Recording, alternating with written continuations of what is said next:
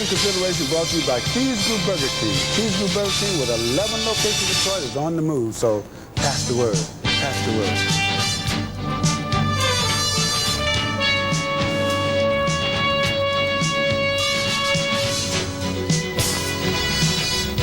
Welcome to PSL football action on Barden Cablevision TV 6. I'm Marty Needbala bringing you the play-by-play. Along with me is Lem Barney. Ray Henderson's on the sidelines. The final game, the championship game in the PSL this year. The Castech Technicians undefeated and number 1 in the Central Division, taking on the Chadsey Explorers, winners of the West Division. And Lem, these two teams, if you put them in the same uniforms, would be hard to tell apart. Very similar teams on offense and defense. There are strong similarities, as you mentioned, Marty, and you mentioned in the top of the telecast that the third time, hopefully for Chadsey, will be charm or love. You know, they've been here bridesmaids the last 3 years. They fought real hard, an outstanding season again, finishing up very strong, 5-1 overall in the PSL West as compared to the 6-0 that Cass Sports coming into this ball game. Again, the contrast and the similarities is that both offensive have a strong offensive running attack. They've got basically seniors and juniors, so both teams are fairly a veteran team.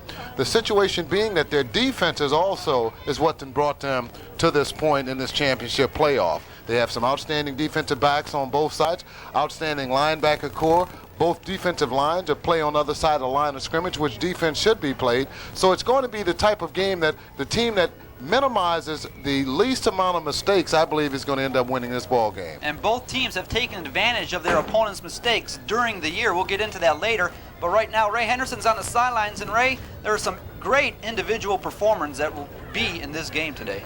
You're quite right about that. Great in the performance of Eiland, who's a running back for Castech. Want you to keep an eye on him, the big number 41. Bernard Rivers, their quarterback, a very, very intelligent quarterback, and he's scored 3 touchdowns on the year. Then you move to the defensive side of the line that Lim talked about. You've got a guy named Lawrence Hemingway, a senior linebacker, and he's the team's leading tackler, and along with Kenny Seabree, who is considered one of the top defensive backs in the state. So you see Castech Sports a very fine defensive unit, as well does the Chadsey team. Linebacker Derrick Hicks, you'll hear his name called quite a bit this afternoon, along with Ken Abrams, who has 6 interceptions, and that big running back who has over 1,100 yards on the season, Germaine Williams. He's number 4, and Clifford Moncrief, the quarterback, he's a senior, and he's a fantastic quarterback also. So you'll find this afternoon's game or this evening's game will be full of outstanding ball players and plenty of action. Ray, you're so right. We're going to see a lot of running. There might be an edge to Chadsey with their passing attack. Moncrief has thrown the ball a lot more than Rivers have, but Rivers for Castech hasn't had to throw the ball because they've been so successful on the ground.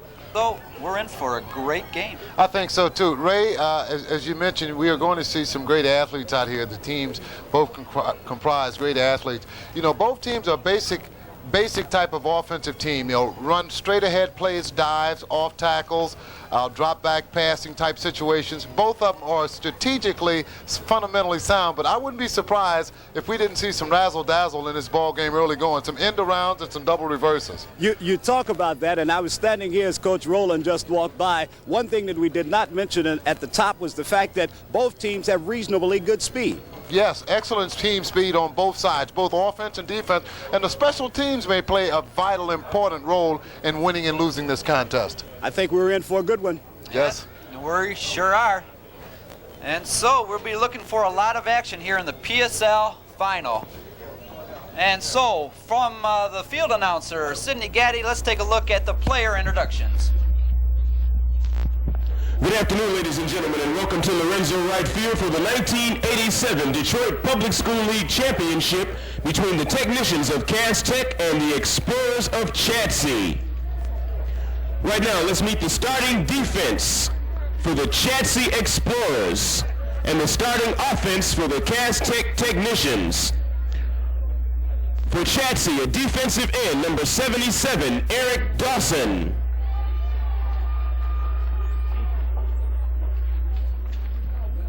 Defensive tackle, number 56, Larry Stapleton. Nose guard, number 8, Philip Whitfield. Defensive tackle, number 65, Mansfield Dinkins. Defensive end, number 81, Paul Friday. Linebacker, number 59, Tony West. Linebacker, number 52, Derrick Hicks. Linebacker, number 5, Cliff Moncrief. Defensive back, number 11, Keith Cameron. Defensive back, number 6, Ken Abrams. And defensive back, number 17, Chris Boyer. The Chadsey Explorers head coach is Charles Spann. The assistant coaches are Tom Watkins, Larry Stapleton, Ernest Terry, Arnold Oliver, Mansfield Dinkins, Sims Friday, Tony Jones, and Darnell Thomas. The principal of Chadsey High School is Alexis Rowan, and the athletic director is Sam Eliowitz. The team manager is Chris Moncrief. And now let's meet the starting offense for the Cass Tech Technicians. Split end, number 5, Olin Flowers. Quarterback, number 12, Bernard Rivers. Running back, number 22, Alexander Moore. Running back, number 34, Hussein Warmack.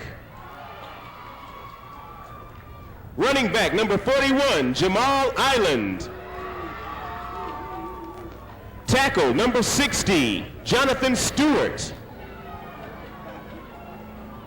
Guard, number 61, John Sullivan. Guard, number 65, Bernard Evans. Tackle, number 71, Eric Rayford. The center, number 72, Kwame Kilpatrick. And offensive end, number 88, Lorenzo Jones. The Cass Tech Technicians head coach is Sherelle Rowland. The assistant coaches are Virgil Goldsmith, Demetrius Jones, William Thomas, Kirkland Thompson, and Stephen Thompson.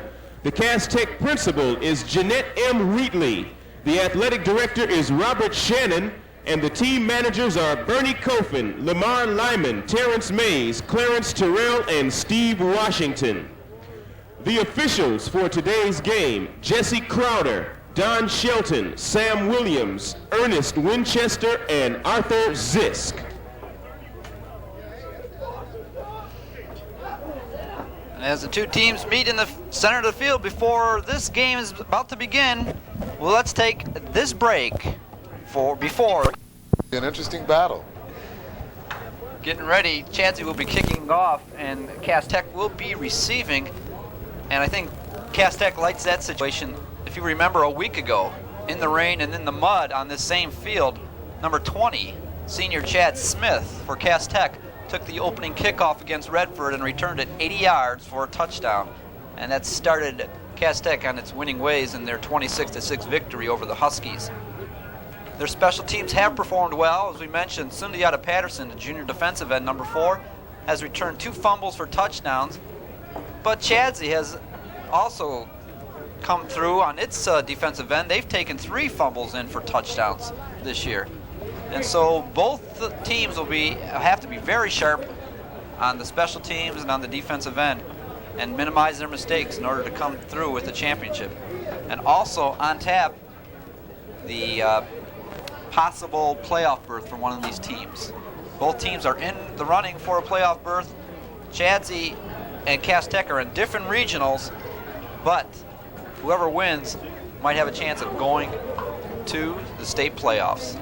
That would be quite a consolation. Whichever coach has an opportunity to do it along with his players would be somewhat the icing on the cake for having an outstanding season. Yeah. A season well-deserved of any type of playoff berth that they can muster. And first of all, they got to get past this game. That's right. I'm not sure. I don't think anybody's looking past this game. I don't think so either. Number 8, Phil Whitfield, a 6'2", 205-pound junior, will be doing the kicking for the Explorers back deep. We mentioned number 20, Chad Smith, split end, 5'10", 155-pound senior. Also number 5, Olin Flowers, 5'8" senior. And here it is, PSL Championship action underway. Flowers takes it at his 5. He's got a wedge right up the middle. Is hit as he crosses the 25 down to the 26, maybe 27-yard line. Whitfield was there. Also number 32, Alex Reed, in on the stop. And so the Cass Tech technicians will be first on the offensive side. They're led by their junior quarterback, number 12, Bernard Rivers, 5'9", 150-pound junior. He's got a 3-back offense with him. Their big tailback, Jamal Eiland, 5'10", 185-pound senior, along with number 34, Hussein Warmack, a 6'3", 200-pound senior, and number 22, the junior, Alexander Moore. First play from scrimmage goes to Eiland, and he's met right at the line by number 60, that's Hicks, the senior linebacker, but he gains about 3 yards. Second down, and we'll call it 7 for the Cass Tech technicians, starting off offensively here in the PSL championship game. Two of our favorite officials from the Detroit Public School League, Superintendent Arthur Jefferson and Mr. Roy Allen just walked in the booth. Welcome to this Detroit Public School Championship matchup. Second and 7 at about the 29-yard line right now. Cass Tech from the power I formation. Rivers rolls right. He's going to pass. He's got time. He fires it. Incomplete. He missed his intended target, number 86, Darren Poe, but luckily there were no Chadsey defenders there. That was a wide open tight end, Lorenzo Jones, who had run somewhat of a flag pattern deep down the sideline, had drawn one-on-one coverage by Clifford Moncrief. You get a chance to observe it again. Semi-rollout to the right by quarterback Bernie Rivers. There was an intended pass to number 86 again. Incompleted forward pass. Looked like there's a flag on the play, some discrepancy. The officials are talking with the captain from Chadsey, and obviously it goes against Cass Tech. A big one, holding. No wonder he had time. Cass Tech is noted to be the quicker of these two teams. Coach Charles Spann, talked to him earlier this week, said he was concerned about their quickness on both offense and defense. And you know, obviously enough, both these teams has not only team quickness, but they have good size. I'm surprised if Hussein Warmack, a 6'3", 200-pound junior who can really carry the mail. We'll get a chance to call his name a few times today. 15-yard penalty. Second and long. Rivers bootlegs. Oh, excuse me, it was a little reverse. Had me fooled. I saw it all the way. Rivers gave the ball off to Eiland, and then he gave it off to Flowers, the split end coming along the left side. Ray, I don't think you had a chance because where you're on the sideline to see it develop, but it was somewhat of a double reverse. They tried it early going. Good defensive strategy by Chadsey. They're playing defense on the other side of the line of scrimmage. Everybody stayed home and wasn't fooled at all by the double reverse. As a matter of fact, it was a loss about 3 yards on the play. Good defense. Bring up a 3rd down and 23, dictating a passing situation. Long yardage for that first down. They have to get across the 35 to the 36-yard line. They got a wingback formation. Now Rivers drops into the shotgun. First look in this formation. High snap, he gets it. Oh, it's a quick kick. Not a bad maneuver if it works out. Takes a bounce, and it's down at about the 40-yard line by Lorenzo Jones. And so Rivers, also the punter, dropped back into the shotgun formation and got a quick kick away. That could be used as a great offensive weapon. It is. It's an element of surprise situation. It's just like throwing the bum on a 2nd down and short yardage. It's an element of surprise, and it almost was capped off with a lot of effectiveness. He took a bad bounce and ended up taking a Chadsey bounce. As results, they have the ball in fine field position, 40-yard line, 1st and 10. 28-yard punt by Rivers, and here's the Explorers. First play from offense, and Moncrief rolling out. He'll keep it, but he's forced out. No, he still stays in bounds. And that quick pursuit of the Cass Tech technicians drive him out of bounds after about a 4-yard gain. Hemingway was there. Lawrence Hemingway, the big senior linebacker for the technicians, number 55, their leading tackler. Let's take a look at that Chadsey Explorer offense. They're led by number 5, Clifford Moncrief, 6'3", senior. The big tailback, number 4, Germaine Williams, a 6'1 junior, and Phil Whitfield, number 8, who also does the kicking, will be their fullback. Number 11, Keith Cameron, lines up in the wingback formation, and Chris Boyer, number 17, split wide left. Moncrief keeps it on the right side on second down action. He's taken out of bounds on the far sidelines. Hemingway again was over there, along with number 23, Roby Turner. This is not a bad ploy early going in the first quarter here, 8 minutes, 22 seconds to go. The man who field generals the offense for Chadsey is Clifford Moncrief, and he's carried the ball the first 2 times. It could be a good ploy for him to get the butterflies knocked out of it early going so he can settle down and play football. Not bad. It's 3rd and 3. And here's their hard-running tailback, Germaine Williams. Enough for the first down as he gets it inside the 25-yard line. Inside the 30-yard line, excuse me. Good size in the backfield, even with the quarterback. 6'3", 195 pounds, Cliff Moncrief. Then there's the young man who just carried the ball, Germaine Williams. He's 6'1", 195. Good running, good tackling there also. Good pursuit there by the Cass Tech Technicals. First down and 10. Williams again off that right side, cuts it up the middle. Good yardage, fights for a few more. Inside the 20, close to a first down. Excellent move by the young man, Germaine Williams. Juan Edgar, number 42, one of the linebackers in, and that's enough for the first down. Watch this nifty move. You can't teach this. This is instinctively. You see things are boggled up here. He just makes a hard cut back across grain and gains 11 yards on the play. Outstanding run. First down and 10. Ball's at the 19-yard line of the Technicals of Cass Tech. I formation and a wingback for the Explorers and give off to their fullback. This is number 3. That's not number 8. Number 3 is Gerald Davis. 6'1 junior, fighting for about 4 or 5 yards. In on the tackle for the Technicians, number 71, Eric Rayford, senior defensive tackle. Gain of about 5 for Davis on that nice play. 2nd and 5 at about the 13-yard line. Give off to Williams, and he slips as he makes his cut. Good pressure put on by the Technicians at the point of attack, however. Someone lost his footage as he tried to break it back again across grain, what's similar to the first play that he carried for 11 yards and a first down. He tried to cut back again and didn't have any grass there. As a result, barely got back to the line of scrimmage. We'll call it 3rd down and 6. They gave him a yard loss on that. Now power I formation. Moncrief will keep it though, around the right side. Cuts inside, twirls around, first down and 10 inside the 5-yard line. Nifty running by Clifford Moncrief, the senior quarterback, brought down by 55 Hemingway. And the Explorers are on the move.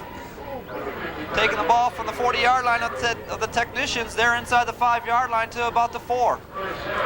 First down and goal. Outstanding run, and most of the yardage that has been collected thus far in this early drive for Chadsey has been basically executed by the quarterback, Cliff Moncrief. 1st and 10. 1st and goal inside the 5-yard line. Williams has it. Cuts it up, met by a host of Cass Tech Technicians. Wright was there, number 70. Hemingway again on the stop. But the Technicians are knocking on the door early in this PSL championship game. And Lem, they've been basically going to the right side of their offensive line. Maybe they found a weakness. Either a weakness in Cass Tech's right off defensive line, or they've got a good, strong offensive line of their own on the right side here. We'll get a chance to see what it is later on in this ball game. 2nd and goal from about the 2. Williams going right side again. In for the score. Touchdown, Germaine Williams for the Chadsey Explorers. With 5:13 left in the first quarter, the Explorers draw first blood. A 2-yard scamper officially for Germaine Williams in the first quarter. And Phil Whitfield will tee it up to try the extra point. Snap is down, it's good. Or is it? No good, they say. Whitfield had good legged, but he missed it on the left side. Nonetheless, it's a 6-0 lead for the Explorers after taking a 40-yard drive. Let's take a look at the scoring play. Here it is, just basic running. 2 lead blockers there. Williams, once he got near the line of scrimmage, just lunged that 195-pound frame into the end zone for the first score. It was a good basic, again, conservative effort by Chadsey to drive the ball 40 yards to end up culminating on a 2-yard run by Germaine Williams. All of it on the ground, 9 plays, and for that 40-yard touchdown drive by the Chadsey Explorers. After the quick kick by the technicians, we're losing yardage on their first offensive series. And Ray Henderson is on the sidelines with a comment. Ray? Well, like the championship fights, Lim and Marty, the sparring is over. The first knockdown has been scored, and 6-zip Chadsey. Let's see what happens this time.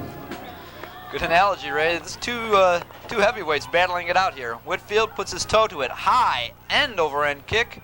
Flowers has it at his 10-yard line. Across the 20, cuts on the left side. Almost got away from the tackler. That's number 6, Ken Abrams. Gets it up to about the 25-yard line. Let's take a look at that touchdown again. 6-0, Chadsey leads. Well, let's keep it here. First and 10 at the 25-yard line for the technicians on their second offensive series of the day. Power I formation for the technicians. Give off to the deep man, Eiland, running hard off the right side. Tackle by 59, Tony West. Gain of about 3 yards. Give him 4 yards. Senior running back at 5'10", 185 pounds. Germaine Eiland. Good speed. Had over 150 yards in rushing last week against Rayford. He scored 3 touchdowns for the technicians. 2 wideouts now as Moore in motion from his wingback position. Now Eiland creeps up, flags on the play, however. Pass is incomplete. Illegal procedure, too much motion, almost looked like Canadian football there for a little while. Everybody was moving. They were executing a derivation on that popular song from a few years back, Backfield in Motion. Yes, sir. Mel and Tim. So after that 4-yard gain on first down by Eiland, there's a call, illegal shift. So it's back to the original line of scrimmage.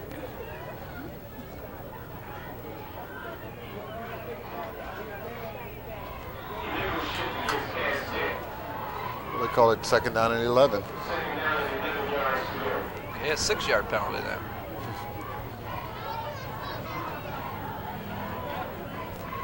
Rivers keeps it going left side. Little option look there. And on the stop, again, 60. Hicks along with Stapleton, they didn't fool him at all on the option.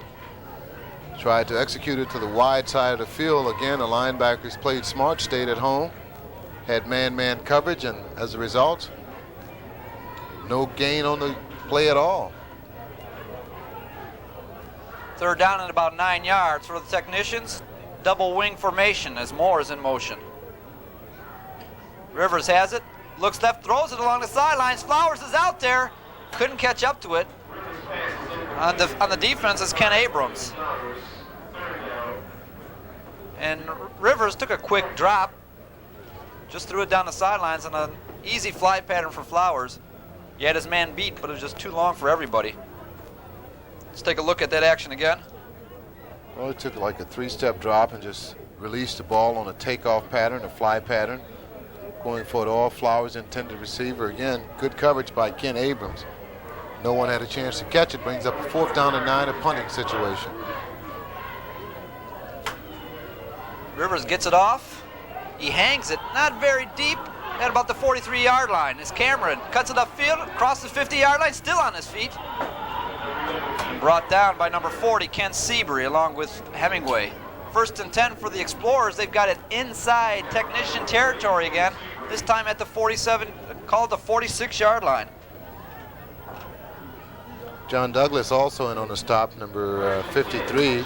John Douglas, one of the defensive tackles for the Technicians of Cass. 2 minutes, 57 seconds and counting in this, the first quarter. Chadsey on top, 6-zip. 2-yard plunge by Germaine Williams. Give off to Williams again, going to the right side. All down as he gets maybe to the 45-yard line. Strong defensive effort. Hemingway again in there. Number 55 for the Technicians. 6'1", 190-pound senior, having a whale of a defensive season this year. Had 8 solo tackles last week against Redford. Second and about 7. Boyer split left, and here's the give off to Williams going left. Picks his way to the 40-yard line. Hemingway and number 42, Quan Edgar in there. Gain of about 5 to bring up third down and about 4. They're just playing basic football on them, just basic fundamental football, just driving the ball straight ahead, nothing fancy, no razzle-dazzle, just straight ahead handoffs. Occasionally the quarterback, Clifford Moncrief, will keep one on a bootleg, but it's been the Williams and Moncrief show. Moncrief looking for pass. It's complete to Boyer out here on the left side. Upended on a nice defensive play, but there's a flag on the play. Anthony Franks, number 33, in on the defense.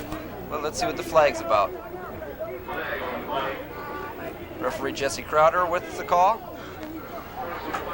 Explorers, a little too anxious, a little too much enthusiasm on the personal foul. It'll send them back.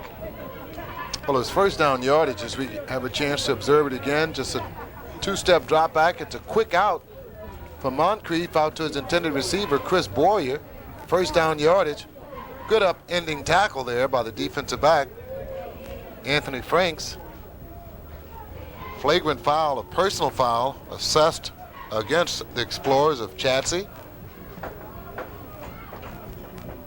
15-yarder back to their own 45-yard line. With 1:39 left in this first quarter, 6-0 Chadsey leads in the PSL championship game for 1987.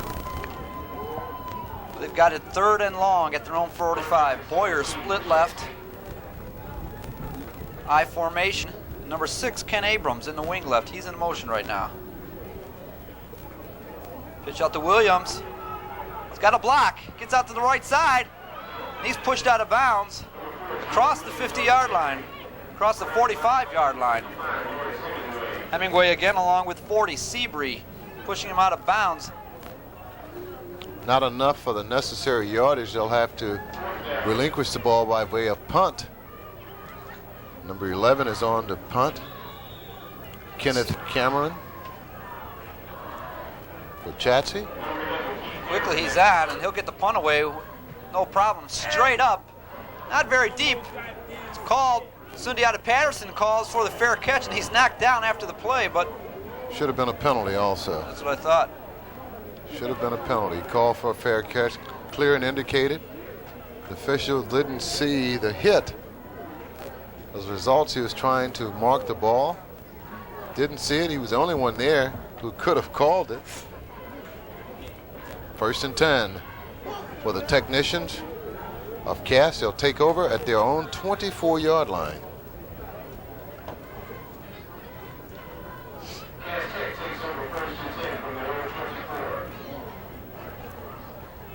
20-yard kick for Cameron. Cass Tech with their third offensive series of the afternoon. Power I formation. Eiland has it. Cuts right. He's got some room. Across the 40-yard line. Knocked out of bounds on a nice effort by Cameron, but Jamal Eiland finding some room in that secondary. Scampering ahead for the first down. 15-yard gain by the senior on that play. Good bounce out. You'll see Jamal. Here he is. Jamal Eiland breaks it back out here. Fine tackle by Cameron, coming up almost saving a touchdown saving tackle. Good yardage, 1st and 10. Cass now has the ball at their own 40-yard line. 1st and 10. There's a give off to Moore. Churning his legs. 3, maybe 4 yards on that play. Number 59, the linebacker, Tony West, in on the stop. Again, as I mentioned on the offset, we thought we'd see a little more razzle-dazzle. It's been pretty much played close to the vest. Basic dives and handoff, off-tackle plays. Only one razzle-dazzle. Cass tried a double reverse. Gained maybe about 2 yards on it, but other than that, it's just been basic football. Under a half-minute left in this first quarter. 6-0 our score. Chadsey with the lead. Double tight ends. As you see, for Cass Tech and quarterback Bernard Rivers. It's Warmack in motion. Oh, and there's a mix-up. And Rivers pushed ahead by Jamal Eiland. They'll give him a yard gain. The tackle by Jamal Eiland. And that'll be the end of the first quarter on that mix-up. First quarter action. Chadsey on top, 6-0. We'll be back right after this.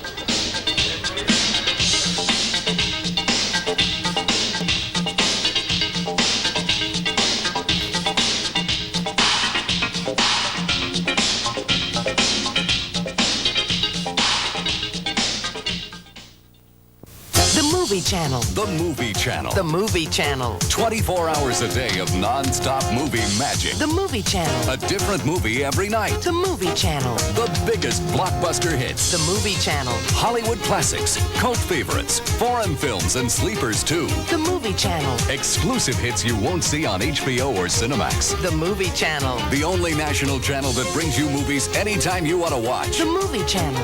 VCR Theater every night at 3 a.m. 2 Central. The perfect VCR accessory. The Movie Channel. Tape while you sleep. Watch whenever you want. The Movie Channel. Behind-the-scenes excitement with on-air hosts, celebrity guest hosts, and interviews with the greatest stars. The Movie Channel. Special features like Moonlight Madness, American Originals, and Drive-In Theater. The Movie Channel. The only place for all movies all the time. The Movie Channel. The Movie Channel. The Movie Channel.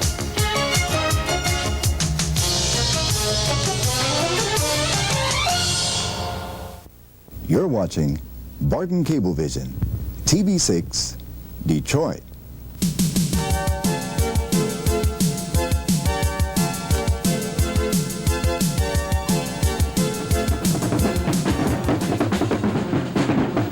Back at Lorenzo right field. 6-0 our score in the PSL championship game. I'm Marty Niebala along with Lem Barney. Ray Henderson's on the sidelines. Good action beginning of the second quarter. Chadsey scored on a 2-yard run by Germaine Williams, who's carried the ball 8 times for 35 yards in that first quarter. Cass Tech has the ball at their own 45-yard line, third and about 6 yards to go for the first down. Warmack in motion. Here's a give off to Moore, playing the fullback position. Gain of about 1 or 2 yards. That'll bring up fourth down, and the Explorers again are tough on defense. Hicks with another tackle.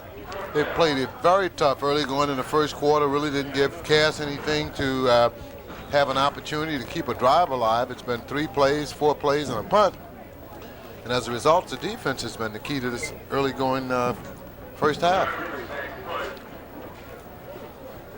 Here's a snap. Rivers has it. Pressure's on. It's blocked. It's blocked by Chadsey. They try to pick it up. The ball's still loose, and Hicks picks it up at the 30. He might go in. It is a touchdown, Derrick Hicks. 30-yard scamper on the block punt. And Chadsey takes us 12-0 lead. Number 77, Eric Dawson, the big defensive end, blocked that punt. And Derrick Hicks takes it in for the touchdown. Lem, you were right. Those special teams would come into play, and they have early in this game. Senior linebacker, there he is. Number 60, Derrick Hicks. Takes it in for the score. There was a scramble for the ball, and it looked like they were trying to pick it up, and now there's a timeout called by Chadsey. They don't have enough players on the field. What a big, big play. Big play indeed. The big fellow just crashed through there, virtually untouched. He's got a big frame at, he said it's only 6'1", but I know he looks like he's taller than 6'1". That play he did. Get a chance to look at it again. He looked like he was about 12 feet tall then. He comes from off the right side. There it is.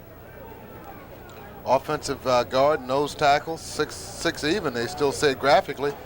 Okay, there's someone tried to get it then. Here comes Whitfield. Derrick Hicks, a perfect play, picture perfect play, and he gets a good block and takes it into the end zone virtually untouched.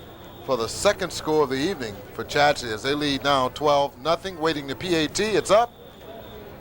That's a good one. And it's good. Phil Whitfield connects with 11:17 left in this half. A big, big play by the Explorer specialty teams. 13-0, the Explorers lead over Cass Tech on that 30-yard return of the block punt by Derrick Hicks. And Phil Whitfield added the extra point.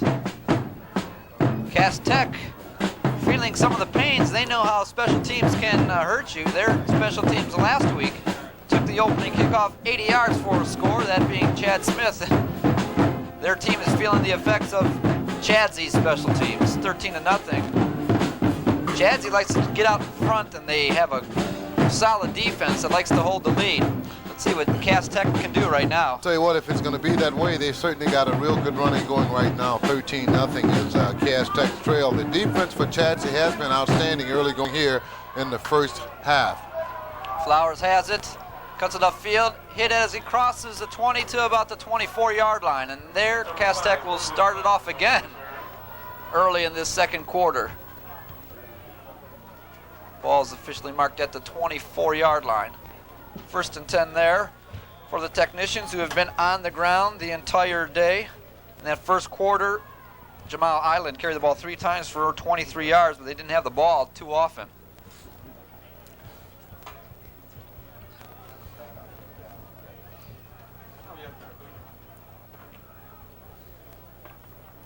First and 10, power I formation for Bernard Rivers. Here's the give to Eiland. Breaks it across the 25, still fighting up to the 30-yard line. Good second effort by the senior.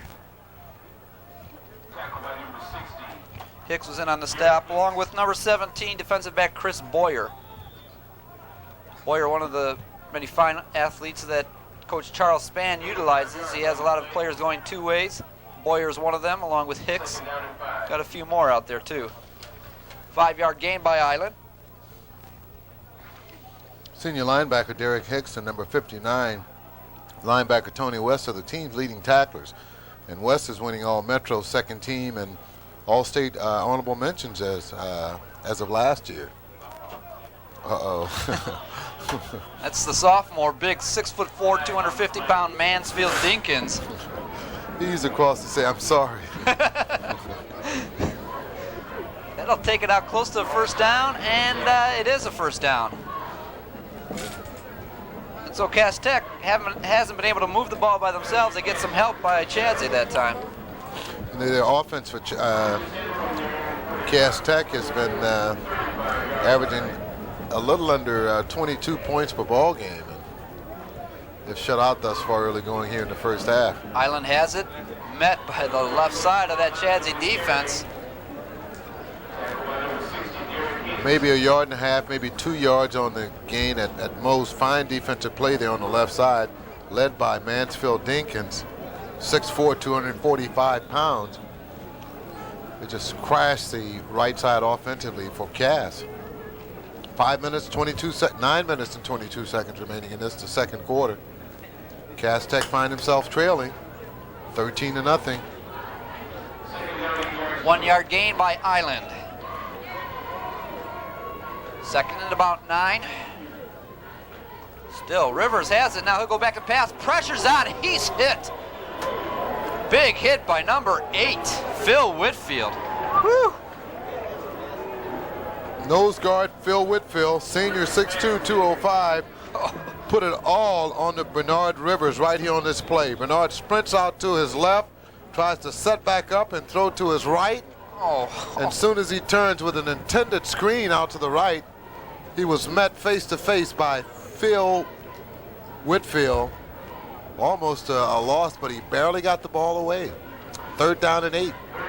Whitfield was never touched as he came in there. The guard was pulling, and Whitfield was head over the guard, and he came roaring in.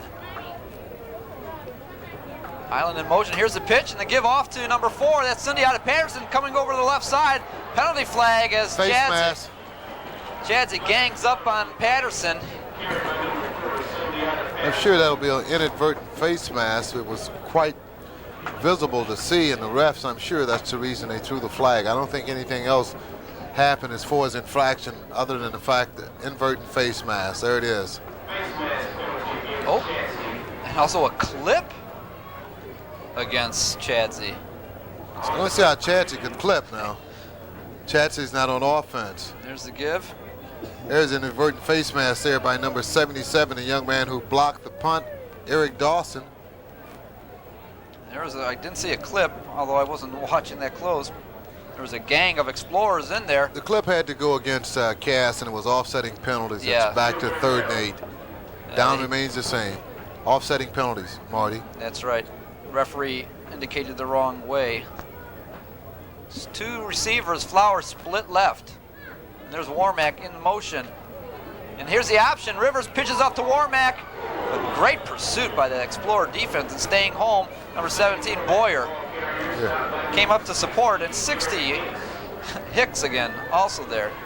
Gain of maybe a yard on the option play. Fine defensive play.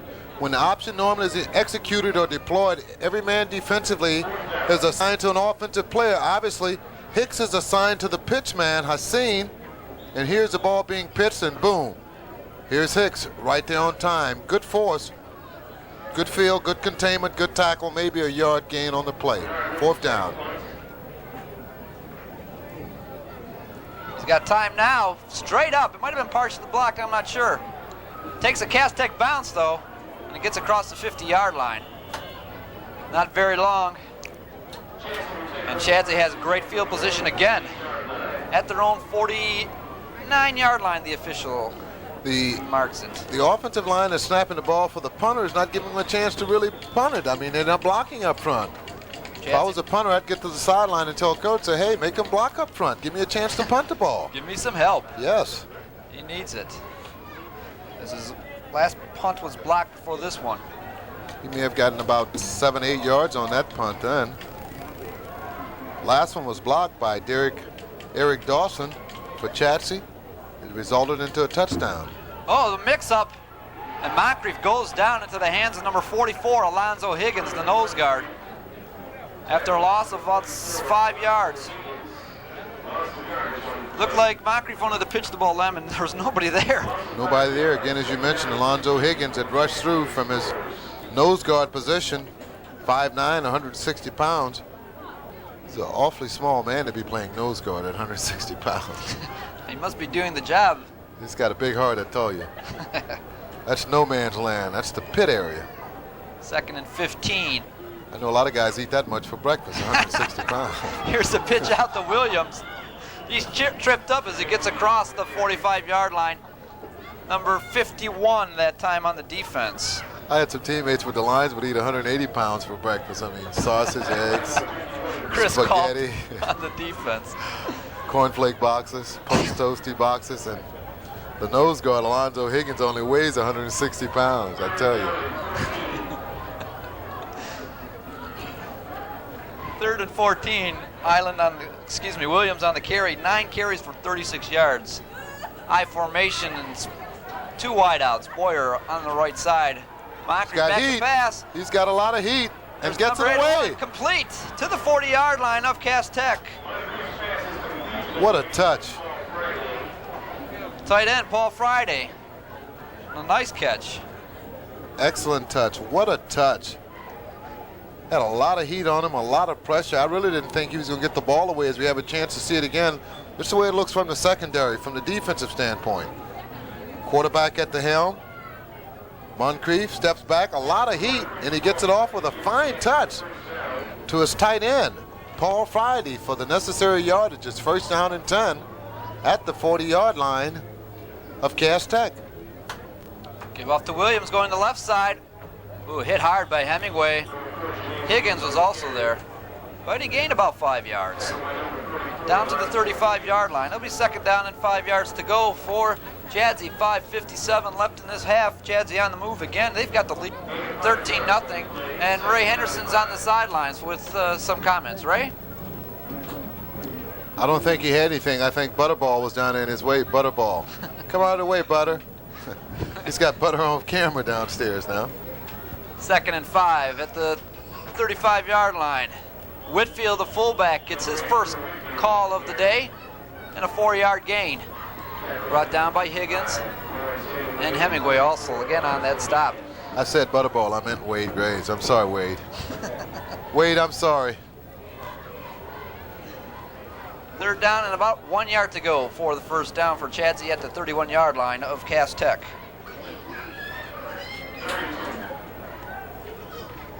Big down here for them. Power I formation. Who gets the call? But Williams. He has the first down and more inside the 25-yard line, fighting hard.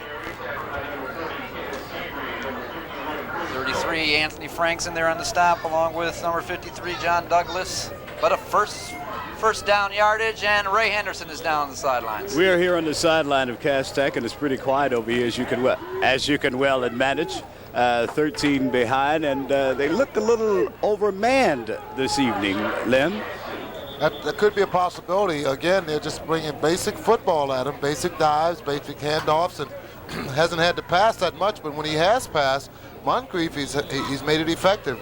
Case in point, the big 3rd down and 18 that he connected with his tight end, Paul Friday.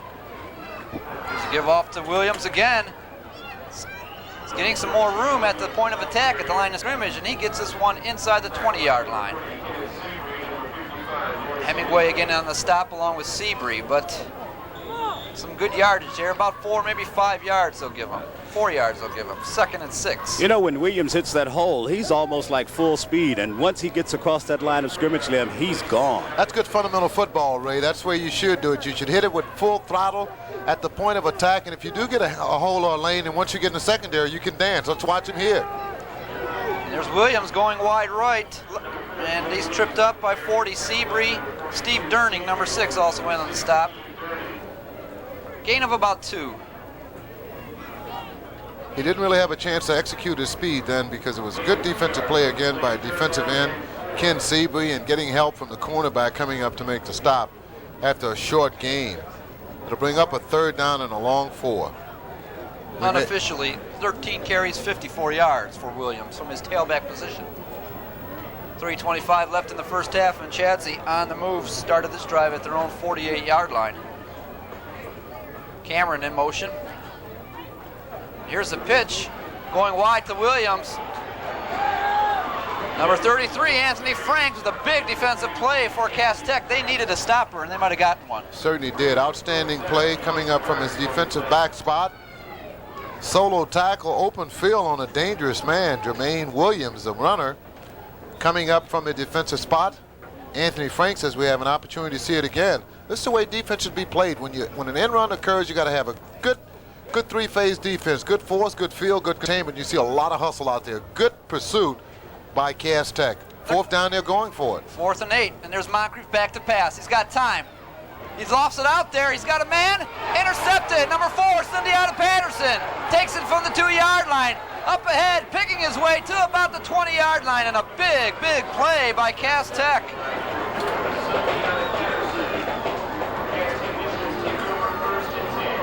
Moncrief had a couple receivers out there. He just didn't get it long enough and high enough. Certainly didn't. You could credit that with a lot of rush. He had a lot of heat on him from his defensive lineman there. And again, you can never tell who's going to break a game open in the championship game. We saw the big fellow block a punt for Chadsey. Eric Dawson, it was ran in by Derrick Hicks. And now a defensive end comes up with a big interception. Cindy out of Patterson. Back to live action. Marty? Rivers looking to pass. He has a man open. He's got to eat it and run, though. He couldn't get squared up. He gains about 4 yards, however. Hickson on the stop, and he had Warmack all alone down the left side, but Rivers just couldn't get it to him. It looks like he's trying to give him a little lip service there. He wanted him to try and alter his pattern, run an option route. The receiver didn't know he had that much heat. He was open. He could have lobbed it over the linebacker's head for the reception. As a result, he had to eat it. Hicks comes up with the stop. Jones on the move. Rivers throws it. Intercepted by Hicks. Second touchdown. Take it in all alone. The second touchdown. Touchdown. Derrick Hicks on the interception takes it 26 yards for the touchdown. And just as quickly, Cass Tech turns it over. After they intercepted a pass Chadsey does the same.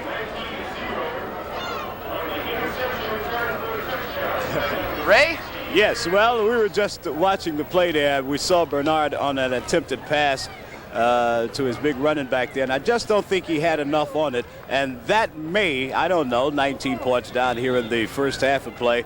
That could be that knockout punch. However, Cass Tech, they are champions, and so we can expect them to be coming back. But it's going to be a rough one. It is going to be a rough, Ray. I don't think it was the final knockout punch, but again, it's going to put a whole lot of trepidation and fear into that offense as well as defense for Cass Tech. Again, just an outstanding play back-to-back. Hicks, prior to this play, made a nice tackle on the quarterback, Bernie Rivers, and here he comes, tried to throw a soft lob to the intended receiver, Hassan Warmack, and in the right spot at the right time, linebacker Derrick Hicks scoring his second touchdown in succession.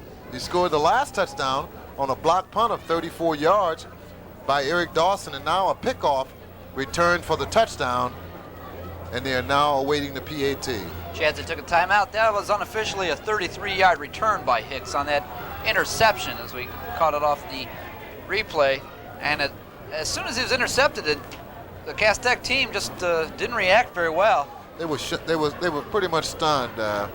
They really didn't expect to see it, and he just shot out of there, just a nice explosion, and got down the field, got a good block from one of his defensive ends, and scored the final touchdown. Ray Henderson's down on the sidelines with an interview. Ray? Coach Nick Thompson from Osborne, how are you today? Real good. How you doing? All right. How would you assess your season this year? We're real happy with the results. We lost a couple real tough games, and one of them killed us not getting here, but I'm happy with the way the kids played all year. Let's go back, take a look at this, then we'll come back and get your assessment of this ball game. There was Moncrief attempting the two-point conversion, and that fails, but the score still remains with 1:31 left in the half. Chadsey 19, Cass Tech nothing in this PSL championship game. Let's take a break here for station identification. You're watching Barden Cablevision, TV6, Detroit.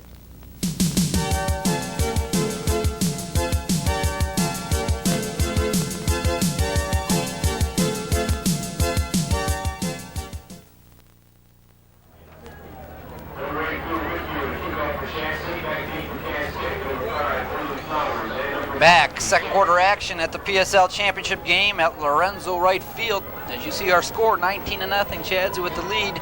They're kicking it off. Number 5, Olin Flowers. Number 20, Chad Smith, deep for Cass Tech. They need to get something going with the 1:31 left in the half, and Phil Whitfield will put his toe to it. End over end, not very deep, but very high. Eiland takes it at the 20-yard line. He's got some blocking, cuts to the field, across the 35-yard line. Good hustle by Whitfield. He was down there on the stop, along with number 67, Lance Morrison. And 1st and 10 for Cass Tech at their own 35-yard line. Possibly shell-shocked as the defensive unit of Chadsey has 2 scores for touchdowns in this game.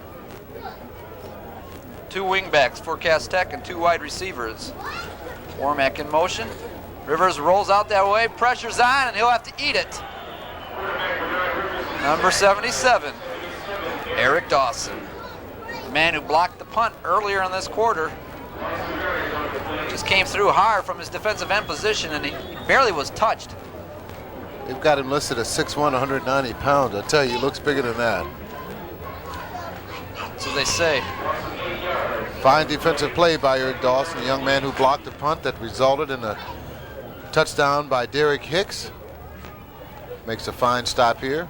Lost about 8 yards, be 2nd and 18. Rivers throws it out here left side. He's got a man. Intercepted, however. Ken Abrams comes up with a big interception. And the 3rd time that Chadsey has taken the ball away from Cass Tech. 2 on interceptions, 1 on the block punt. Needless to say, quarterback Bernard Rivers is trying to make things happen. Now he's trying to force it. He just throws up one here in desperation. Good coverage by number 6, Ken Abrams, who comes up with the interception. Ball is at the 49-yard line of Chadsey, and they have the ball with 28 seconds remaining, and they may try and get something else on the scoreboard. That was Abrams' 7th interception of the year. First and 10 from their own 49-yard line.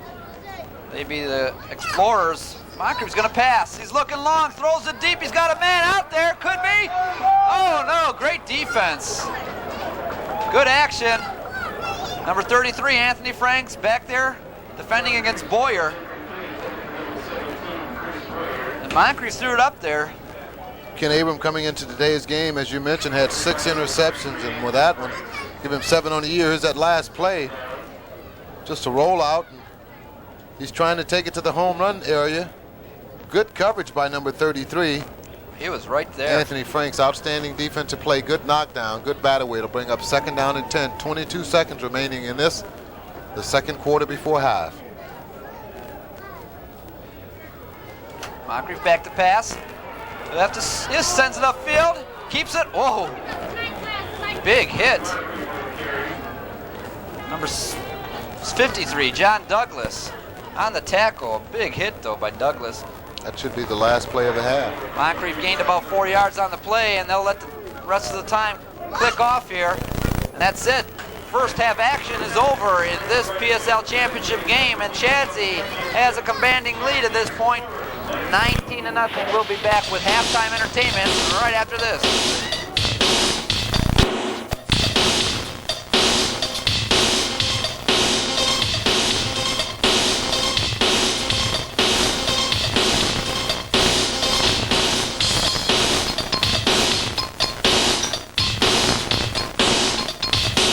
Field in this PSL championship game, 19-0. The Explorers on top, and it's been their defense.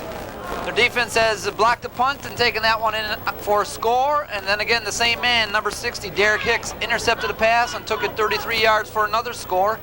Their first touchdown coming on a 2-yard run by their very fine tailback, Germaine Williams, and that's been the scoring. 19-0 so far, Chadsey on top. And Cass Tech has really had a hard time getting their offense in gear. Eiland's been doing a lot of running, but it hasn't getting a lot of yardage, and Rivers was forced to pass late in that half, and he threw 2 interceptions. One was returned for a touchdown, and the other one ended the half.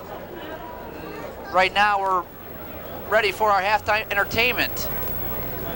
Our first part of the entertainment will be the intermediate and advanced dance classes from Northwestern High School under the direction of Miss Meredith Campbell, who's in her 20th year of teaching the dance company at Northwestern High School.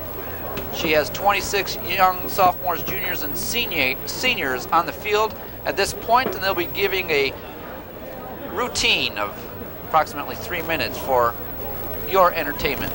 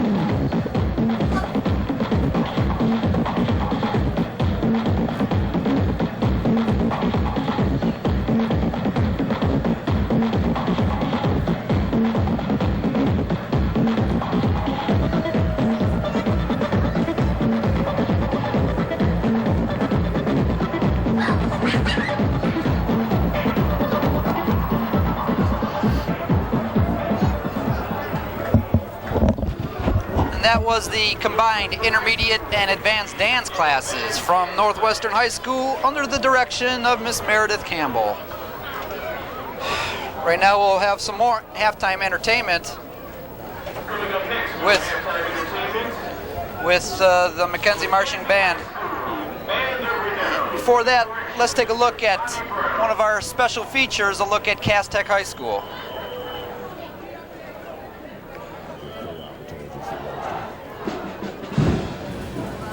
Cass Tech High School is named after former U.S. Senator Lewis Cass. A renowned explorer, he became known as the father of the Old Northwest. Like the namesake, Cass Tech students are acknowledged for their achievements. They must earn a 3-point grade average or better to remain at Cass. The green and white technicians are enthusiastic to learn and are encouraged by Principal Jeanette Wheatley, who describes to us the Cass Tech atmosphere. Our environment is very positive and it's fun. Young people like to come to school. Sometimes at the end of the week, we're trying to say, it's Friday, it's time for the weekend to start.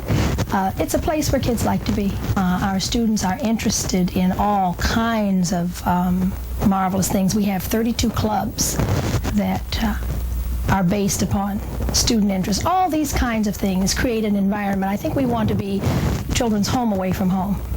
And that's really what we are. Our environment is a very positive one. It's a one where we have great demands for young people. We have very high expectations. Students must maintain a certain grade point average in order to remain at Cass. Cass was named one of the outstanding schools in the nation. In 1984, we were given the Excellence Award by the U.S. Department of Education as one of the top 114 high schools in the country. And of course, our objective is always to maintain and to improve upon the curricular offerings that we have for our students. Detroit Public Schools, striving for a clean and safe environment.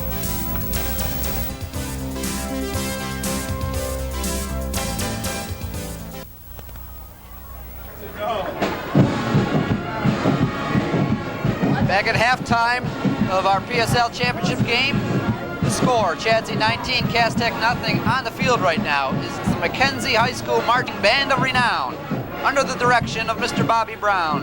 The 80-member student band is led by drum major Jerome Pace. The majorettes are led by Caprice Varner, and the flag corps leaders are Sheila Cobb and Jamila Bowden. Let's take a listen.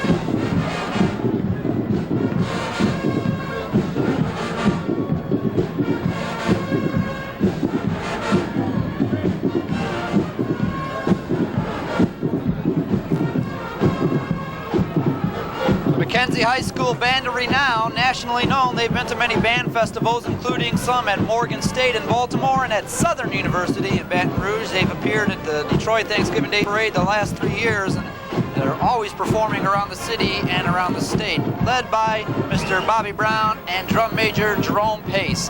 Entertaining our crowd here at halftime of the PSL Championship game.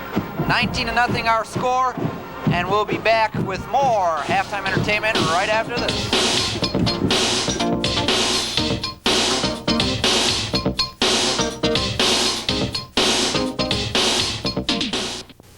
Lou Gossett is annoyed.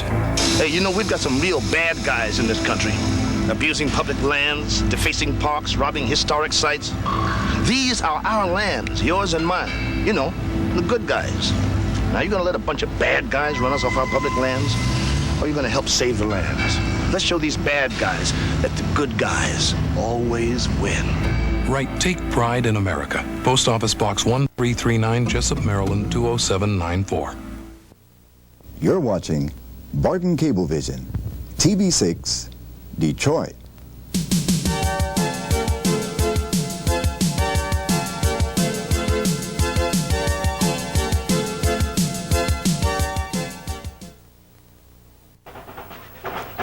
We're back at Lorenzo Wright Field. Halftime still of our championship game between Chadsey and Cass. And down at the field, Ray Henderson is with one of the men that made all this possible, the Vice President of Programming for Barden Cable, Wade Briggs. So, Ray? Thank you so very much, ladies and gentlemen. And it's our pleasure to introduce Television, the company that has been bringing you through the course of the year public school football. Ladies and gentlemen, Mr. Wade Briggs. Thank you, Ray. It's definitely been a pleasure for Barden Cablevision this year to be able to bring these games on TV6. As you know, this is the first year that Barden has been in the city of Detroit. And, of course, we started the football season this year with the PSL League. And I would be remiss if I did not mention on behalf of Marty, Lem, and myself how pleasurable it has been for us to work with Barden this year. And football season conceivably could come to an end with this game. Any other plans for Barden sports this year? Well, Ray, as you know, we are dedicated to the city of Detroit.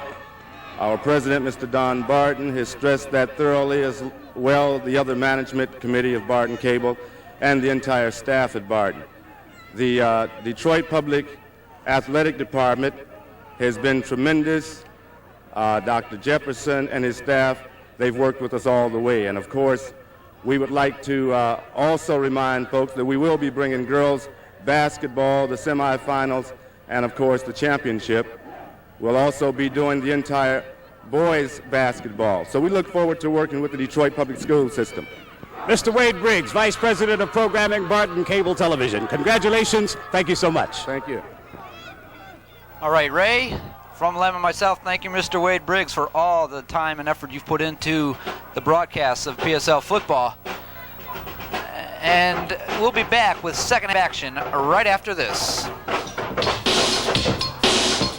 It is the Mackenzie High School Band providing the music and the entertainment at halftime of this PSL Championship game, 19-0. Our score, I'm Marty Needbala, along with Lem Barney, Ray Henderson's on the sidelines.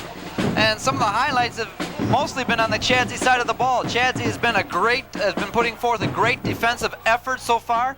They've got two of their major scores off turnovers, Lem. Well, again, we talked at the top of the telecast about the similarities in both high schools. Both had outstanding offenses and better defenses, and that still has prevailed. However, Cass Tech's defense has been outshone by that of Chadsey. Chadsey, again, making the big plays when necessary on defense, coming up with two fine turnovers that resulted in the scores. A big block punt by Eric Dawson that led to a Derrick Hicks 34-yard touchdown, and then moments later, a couple of plays that Cass had the ball again. They tried to go to the air, and quarterback Bernie Rivers, intending to throw the Hassan Warmack, ended up into the hands again of Derrick Hicks, who ran it in 33 yards for the score, and that's really been the margin of the error right here. And second half action as Sunday out of Patterson tries an onside kick, and he kicked it a little bit too hard. Chadsey retains possession at their own 36-yard line. Coach Sherrell Rowland pulling out all the stops, trying anything he can do to get his team back in the ball game. I'm sure we're going to see a whole lot of diversification in the offensive attack of Cass Tech in the second half if they're trailing now 19-0. The first score came on a 2-yard plunge by the junior running back, Germaine Williams. The first score, the point after touchdown, was missed. And then again, the 2-point conversion after the 33-yard touchdown by Derrick Hicks. The 2-point conversion, it failed. So that's why the scores are 19-0. Live action, Marty. 1st and 10, and the handoff goes off to Williams, and he gets nowhere. There's a fumble. Let's see who has it. Cass Tech says they have it, but they do get it. For whom the bell tolled. Number 55, Lawrence Hemingway, with the big fumble recovery.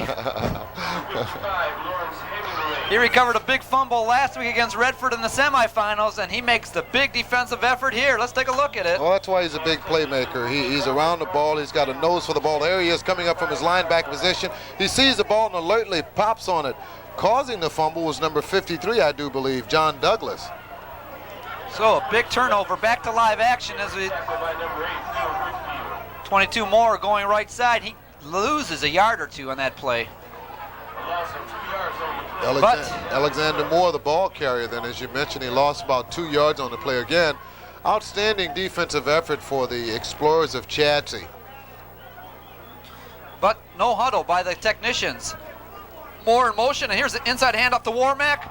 Breaks a couple tackles. Inside the 30-yard line, fighting hard to about the 27-yard line.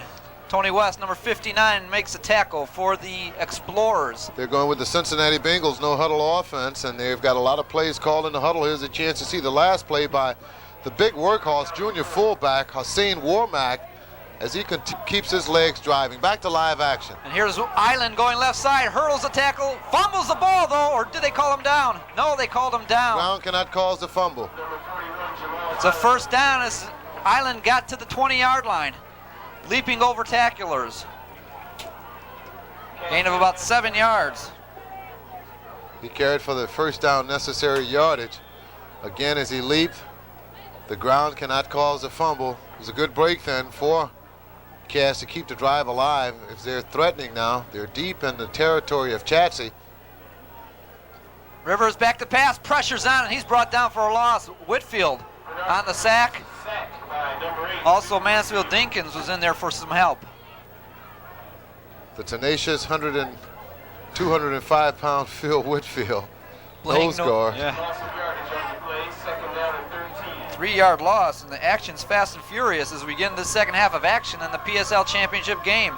An onside kick that didn't work, and then from the first play of scrimmage, Cass Tech recovered a fumble, and they have the ball now at the 23-yard line of Chadsey. Here's a pitch out to Eiland. He's got some blocking, fouls his blockers inside the 20. Back to about the 18-yard line.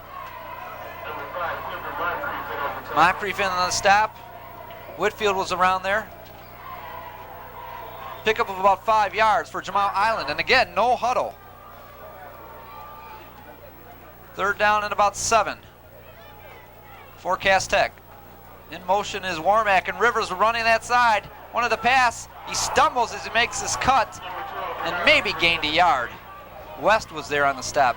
I don't know what he was looking for, who the intended receiver was, but certainly out on the left flank there, split in, and the kicker, Olin Flowers, was wide open as he ran a streak pattern. Let's see if we can pick it up here. Here is motion by number 34, Warmack. And also Moore was flooding the zone there. Who knows, 4th down at the 18-yard line. 4th and 8, a pickup of about 5 yards on the play. Moore in motion, and Rivers runs that way. Pressure's on, and he's brought down. There's a flag on the play, though. Whitfield again on the stop.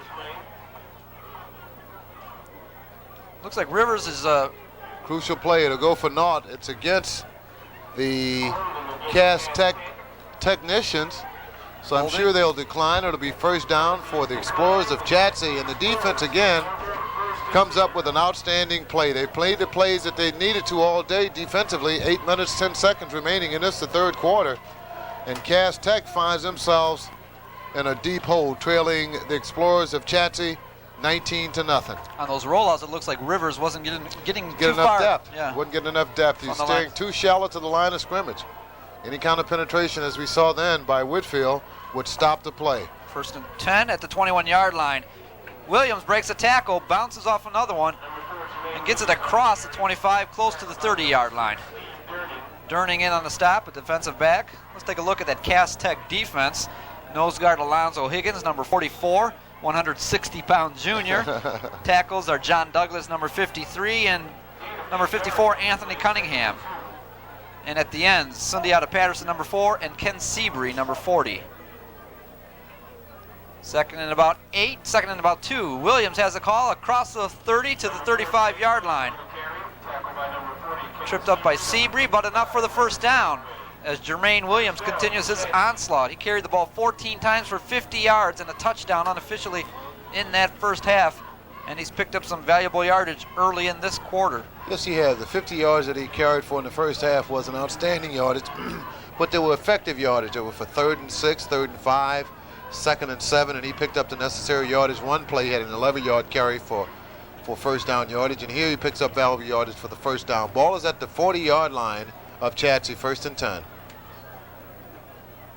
The handoff goes off to Williams again, spins away from one tackler, and it gets it across to the 40-yard line, 39-yard line. He's a smart runner. He's a runner that's not going to take a real severe lick. He spins and he cuts away from would-be tacklers, and there you had a chance to see him execute and gain valuable yardage, almost a pickup of 5 yards. Watch, just as he's about to be hit, he'll spin. There it is. Spin away from number 70, the would-be tackler. That's Alexander Wright, I believe, number 70. Alexander Wright, 5 yards, 2nd and 5. Moncrief back to pass. He's got time, throws it up, long pass, over everybody's head, however. Friday was the intended receiver, and he was open for a second or two. Seabury was down on the coverage along with Durning. Moncrief just rifled that pass over everyone's head. Certainly did. Just cocked it up and let it shoot out of his arms like a howitzer. Again, it brings up 3rd down and 5. They haven't passed a lot today, but the passes that they have thrown has been good enough to hook up for first down yardage. Here it is again, just sets up and just lets it go. Receivers outside. Had he thrown it that much outside, he had a chance over his head. Live action, Williams spins, fighting for the first down yardage. He might be short. Douglas in there on the stop along with Hemingway and a few other technicians. Depends on where they mark it, though. If they didn't get the necessary yardage, I wouldn't be surprised to see Chadsey go for it. They've been executing a fine ground attack all afternoon. It'll be 4th down and short. Not short by not much, and they are going for it. It's a good field position to gamble for it. It'd be different if they were deep in their own territory. They're only at their 45-yard line. QB sneak keeps it. It's going to be close. Depends on where they mark it. He got his shoulders over the 40-yard line. Whether or not he got the ball there, too, has to be determined. He had to get it just over the 40-yard line, and Ray Henderson's on the sidelines. Ray. Just an observation, Marty and Lim, down here on the sideline. You know, there's a lot things have been said lately about a weight program. Chadsey seems to be a little stronger than the Cass Tech team. On top of that, Lim, they've got that thing called speed. They're beating them to the punch. Yes, they are, and it's no substitute for speed unless you're going to substitute it with more speed. Moncrief on the first down pass. Incomplete, they say. Looked like it was trapped by Boyer. Franks was in on the stop. Boyer had slipped before he caught the ball. Incomplete pass, 2nd and 10. At the 46-yard line, Len. Certainly had a chance for it to be completed. He was open, as you mentioned. As soon as he turned around and tried to locate the ball, he hit the turf. The ball was a little low, and the degree of the difficulty, the official ruled that it was a trap ball. Back to 2nd and 10. Here's a give off to Williams, picking his way, and he doesn't get much yardage against that fine defensive surge led by number 51, Chris Culp, along with number 70, Alexander Wright, senior tackle, 6 feet, 245-pounder, and they give him no yardage. That's 20 carries right now, and unofficially 72 yards for Germaine Williams of the Explorers. 4:46 left in the third quarter. Chadsey on top, 19-0.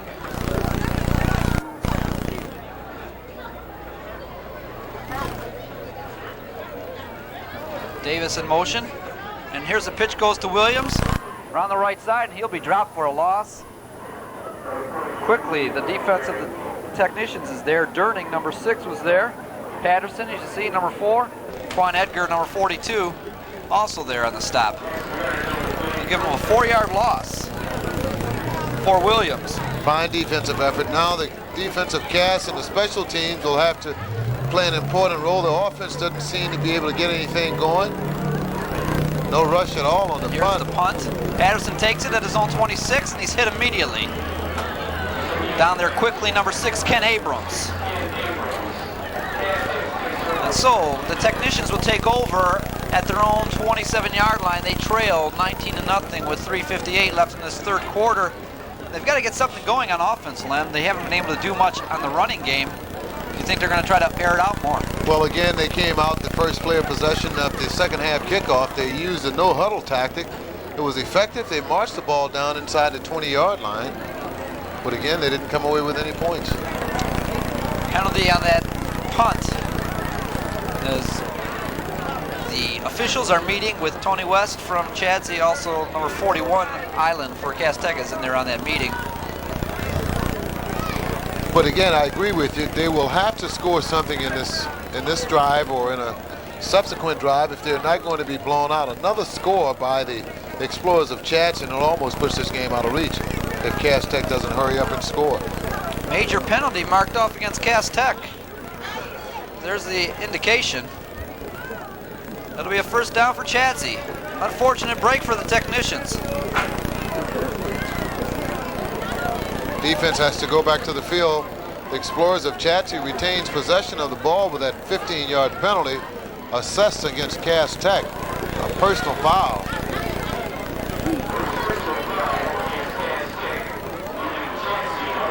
At the 41-yard line of Cass Tech. So they keep the ball. Some movement on the line, and it might go against Cass Tech. There's something that Coach Sherelle Rowland doesn't like to see. His team has been built upon a disciplined attitude. And that's something that you don't see too much of from his teams. Offside. A lot of mental mistakes. Offsides against Cass. They're a bit anxious now. I can understand that they had a chance to start another offensive possession, but a personal foul nullified it on the, had to be a dead ball foul on the punt. So the Chadsey Explorers continue on the offensive end. High formation, and the handoff to Williams. Spins away from a tackler. I think he might be trying to patent that move, Lem. He's been spinning off tacklers all afternoon, and he gets it inside the 35-yard line to about the 32.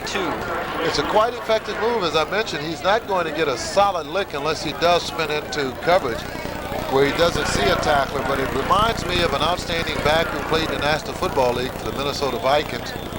Number 44, just an outstanding ball player. You know what I'm talking about? Chuck Foreman. Yes, sir. He would spin to his left and he would sidestep to his right.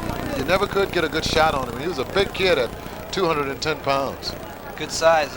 Injured technician John Douglas, senior defensive tackle, being helped off the field. So they're attending to him as Cass Tech and Chadsey both get a breather with the injury timeout. 2:57 left in the third quarter, 19-0. The Explorers on top on a great defensive effort in that first half, blocking a punt and taking it in for the score, intercepting a pass for a touchdown, and coming up with some good effort, keeping Cass Tech off the offensive side. Official timeout still, as maybe equipment check for Williams. Yeah, he's being waved off the field. We got a substitute in there, number 32. That's Alex Reed, at running back. 5'9", 180-pound junior. And he gets the call, going right side, dives across the 30-yard line. Enough for the first down, however, after the first down penalty by Cass Tech. So 1st and 10 for the Explorers. And that 2-yard gain by Reed. Inside the 30 to the 29-yard line of the Technicians. Drive started at the 21-yard line of Chadsey. Here's the inside handoff. Coming around is Abrams. Hit. He's going to be pushed back. Goes around the left side. Pushed out of bounds. Great effort by Ken Abrams. He was hit behind the line and finally pushed out of bounds by Quan Edgar, and Hemingway was also there. Abrams making up for some poor tackling, poor blocking by his offensive line. Let's take a look at it on the reverse. Good run here. Good breakout by Ken Abrams. He also doubles as a defensive back, split end. He turns the corner in fine fashion. Being hit initially by Steve Dorning. Receiving help from Juan Edgar. 2nd down and 6. A handoff to Williams. Cuts it back inside.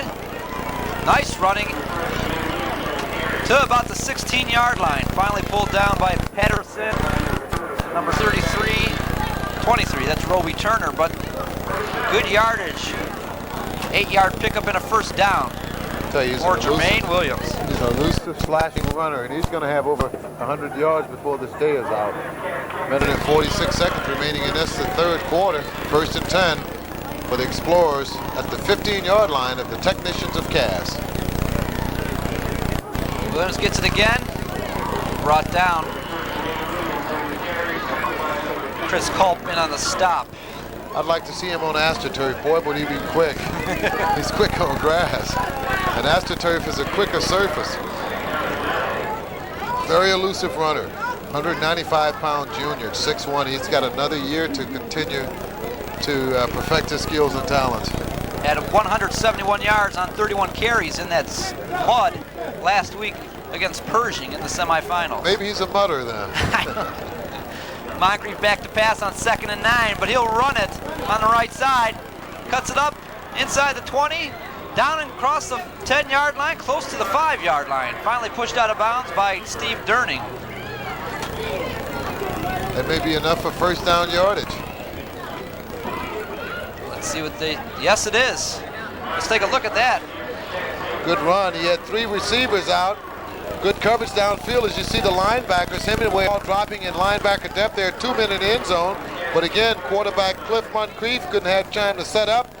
He eludes 1 tackler, Ken Seabury, and he legs it down to the 5-yard line. 1st and goal for the Explorers of Chadsey. Officially at the 6-yard line, Williams has it. Hit hard by Hemingway and a host of his technician teammates. But he gets it down to about the 2-yard line. 4-yard effort for Hemingway. Unofficially, 25 carries, 85 yards. Scanning in, he needs 15. That could happen at any burst. He's been known to do it. Time ticking away, under a minute left in this 3rd quarter. Cass Tech has to be concerned at this point. They need a defensive surge here. 2nd and goal at the 2-yard line. What they need is a defensive turnover here. Moncrief gives it out to the fullback Whitfield. He has it, but he's stopped. Nowhere. And that would be the end of the 3rd quarter. So a good drive by Chadsey has them knocking on the door. With our score, Chadsey 19, Cass Tech nothing. We'll be back with 4th quarter action right after this.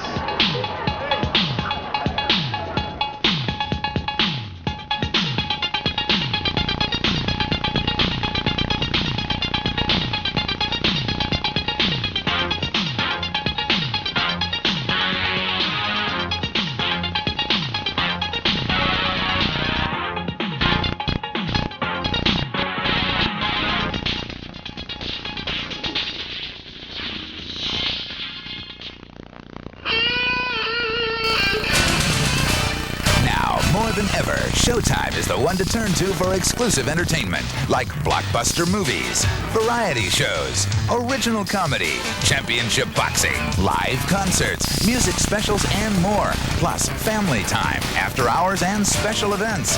Great entertainment for the whole family from Showtime. I don't date students. I can see it's dangerous for you. Every month, the Showtime Top 10 Exclusives guarantees that you'll see at least 10 movies, series, and specials you can't see on HBO or Cinemax. Exclusive entertainment you'll see only on Showtime. And mark your calendars for Showtime weekends, too. Watch for Comedy Night on Fridays, the exclusive movie of the week every Saturday, and double features on Sundays, whenever you want to watch, and only on Showtime. Top 10 Weekends, great variety, exclusive entertainment on Showtime. You're watching Barden Cablevision, TV6, Detroit.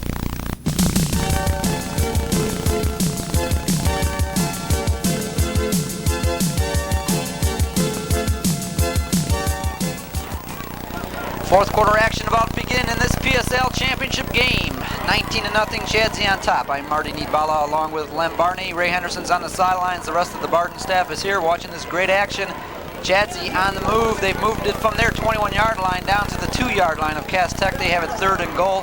Cass Tech needs a big stop right here. Chadsey sends Boyer wide right. They have a power I formation. Whitfield and Friday up close, and Williams with the handoff surges ahead, and he'll go in for 6 more points. Germaine Williams, another 2-yard touchdown run, and the Explorers have broken out on top in a big way. 25-0 right now. Williams going off his left guard, a big surge on that left side. Tony West was there. Chris Nolan, the left tackle for the Explorers, opening up a big hole. Phil Whitfield will attempt the point after. And it's straight. And it's good. With 11:57 left in the game, Chadsey on top 26-0. That was a 79-yard drive in 18 plays. Certainly was. I tell you, they've been fundamentally sound all day. There it is, a power blockers. Had both backs up in a power I. And Williams doing what he does best, just continue to collect yards, and in this phase, culminating with a 4-yard plunge for the score. 26-0, Chadsey on top of Cass Tech. That's 2 touchdowns of 2 yards each for Germaine Williams. Unofficially 26 carries for 87 yards for the young junior. He's been the workhorse for the Explorer team.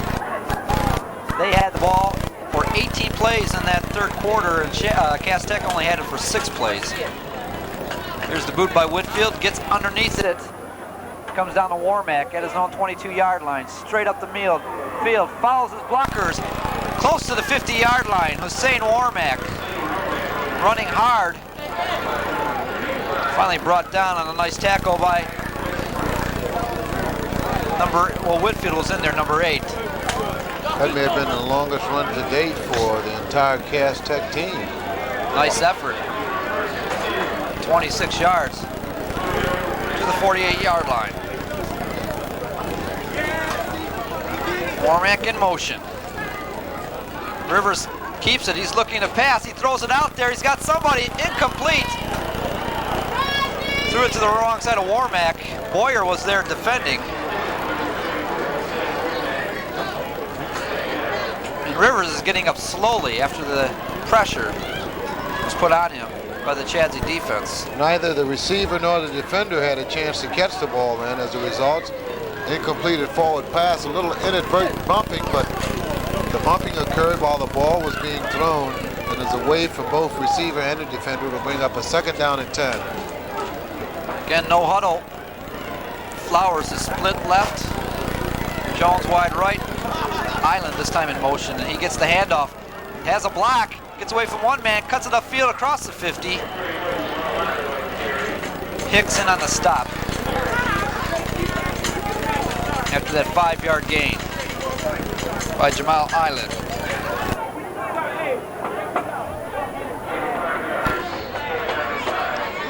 Each of these teams have lost a game coming into this championship ball game. Cass lost 28-12 to Traverse City, and Chadsey lost 14-9 to Henry Ford. Chadsey has a 6-game winning streak, and here's the handoff by Cass to Eiland right up the middle. Very little yardage. Again, a mix-up in the backfield. Looked like the tight end who was pulling bumped the ball carrier, and as a result, he really couldn't get off the mark with any type of acceleration. It's going to bring up a 4th down and maybe about 4. Larry Stapleton and Phil Whitfield in on the stop. And they have to go for it. Cass Tech is behind 26-0. They need some offense. Jones in motion. Rivers steps up. No, he'll run it. He might have enough for the first down. Hit hard. A nice tackle by Paul Friday. But Rivers has enough for the first down. He wasn't fazed by that tackle. Gutsy move by the quarterback, Bernard Rivers, 5'9", 150-pound junior.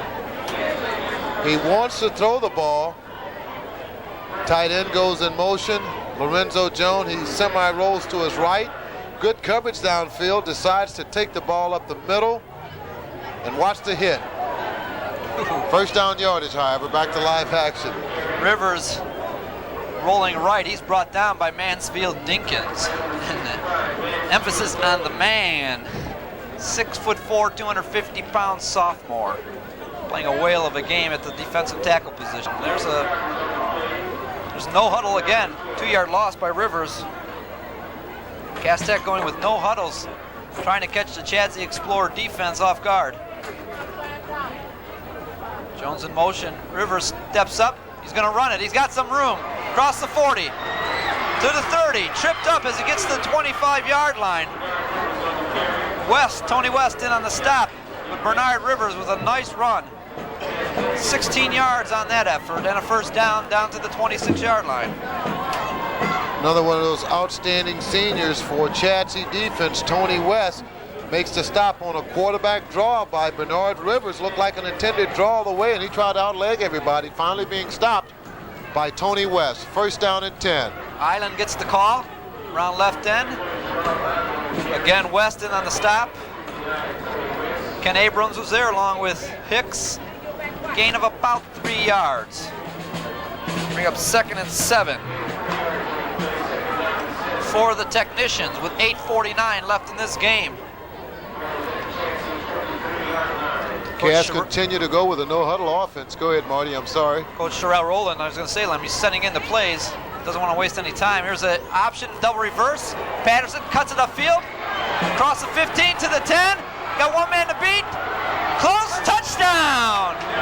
Sundiata Patterson on the double reverse takes it in from 24 yards. With 8:28 left in this game, Cass Tech has some life. Coach Sherrell Rowland pulling out all the stops on that double reverse.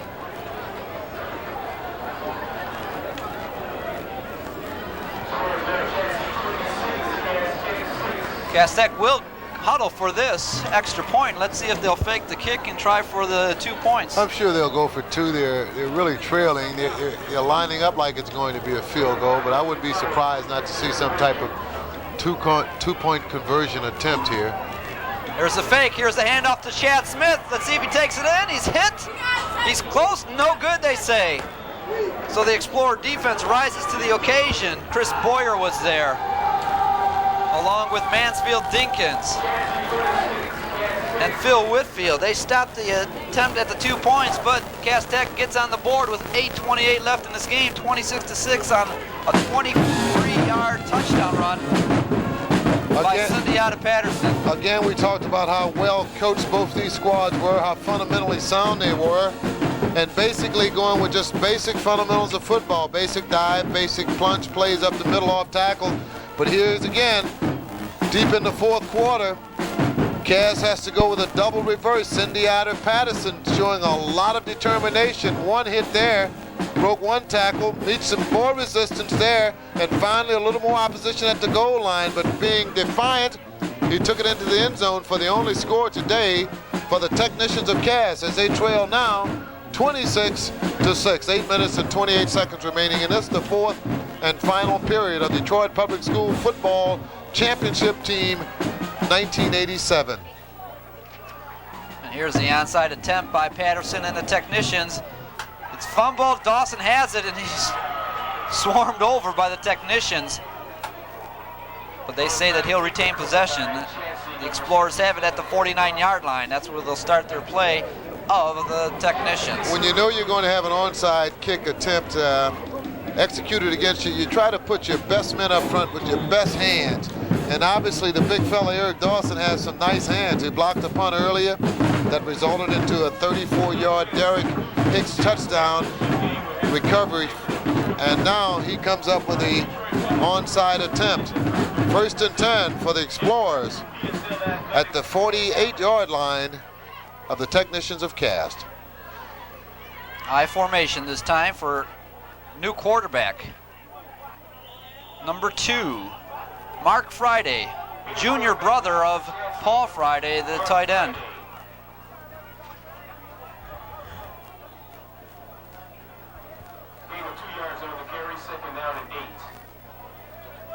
And so Coach Spann trying to get some more players, keep everybody fresh, give everybody a chance to say they played in a championship game. That's right, it's important. You can look back on this from years from now and say, at least I did. It's always better to have loved and lost than never loved at all. Friday with the bootleg, he'll keep it. Chased out of bounds by Franks and number 4 Patterson after a gain of about 2 yards. And the whole gist behind that, there are players that sit on teams year in and year out that never get a chance to play, and they play on championship teams. But the irony of the fact is that they would much rather have a chance to play even on a losing cause. Everybody wants to play. Exactly. They want to see their name being announced by the broadcasters. For sure, hear the cheer of the crowd if they do something good or do something bad, but at least they have a chance to say, at least I had a chance. Feel the contact against another team. 3rd and about 5 for the Explorers inside the 45-yard line. And it's an official timeout. 6:54 left in this game, 26-6 our score. Chadsey has the ball and the lead. Closing in on their first PSL football championship. This is the 3rd year in a row that Coach Charles Spann has taken his team into these playoffs, the first time they've made it to the finals. I'm sure he's hoping to cash in. The winner also possibly can get to the state playoffs. Chadsey has a much better chance in their regional. There's a discussion possibly on not enough time. On the scoreboard, they're looking at the time on the scoreboard perhaps. Maybe a few seconds ran off inadvertently when the clock should have been stopped. But as you mentioned last week, Chadsey finally made it into the finals, and they did it convincingly by winning over Persian, 22-13. Germaine Williams, again, as you mentioned, rushed for 171 yards on 31 carries and 1 touchdown. And again, he's continued that effort in this championship game.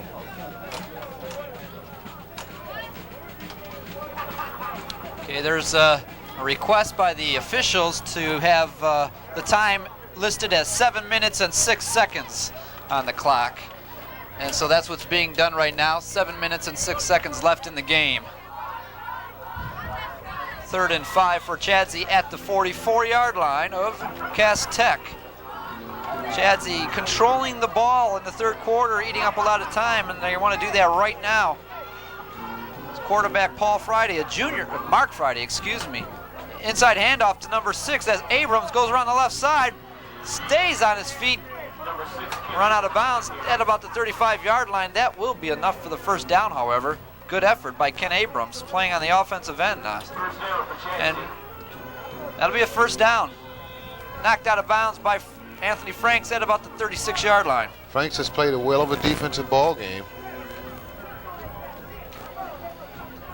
So Chadsey with some second stringers, but Friday can't be considered a second string quarterback. He started the year at quarterback, played the first 3 games there. Lost his job. And there's movement on all sides of the ball. And Ray Henderson's on the sidelines. Ray? We are hearing from the truck. They want to know what I may have told the referee. We were trying to give Cass Tech a little more time, so we asked him to put a little bit back on the clock. I don't know if it'll help or not. Well, it's certainly a gallant effort by you, Ray. He's a nice guy. And the penalty will go against the Technicians. 5-yard mark off for offsides. Last week in penalty-wise, Chadsey hurt themselves, 9 penalties for 60 yards, and this week it's been Cass Tech has been hurting themselves. 31-yard line. Davis is the fullback, and Williams gets the call from the tailback. He fumbles the ball. It's still loose. Cass Tech recovered. There they go. Ken Seabury recovers the fumble. That ball was kicked forward, and it'll be marked officially at the 24-yard line.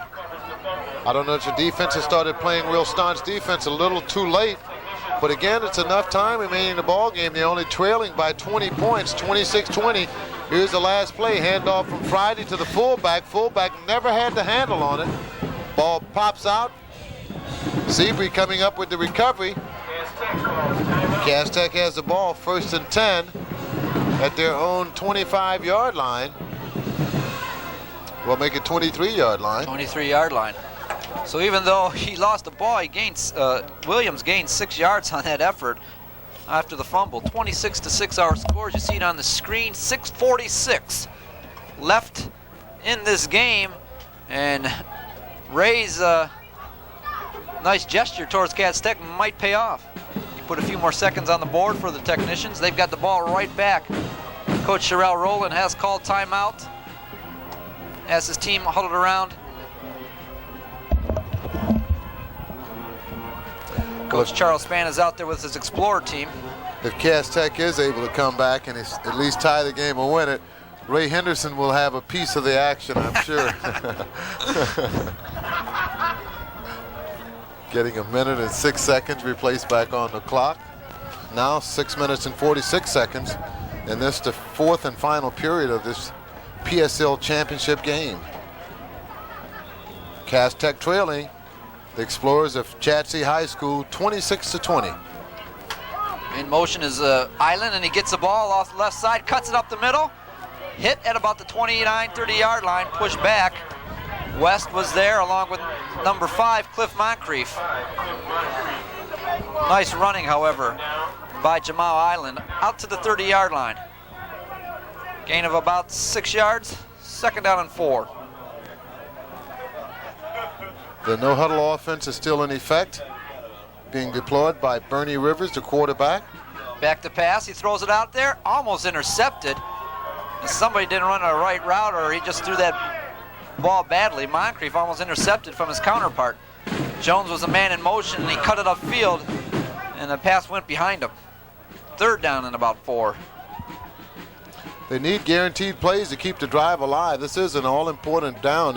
However, if they don't get it, I'm sure they'll try it on the 4th down attempt, but they need this possession down. It's 3rd down and about 4, a long 4.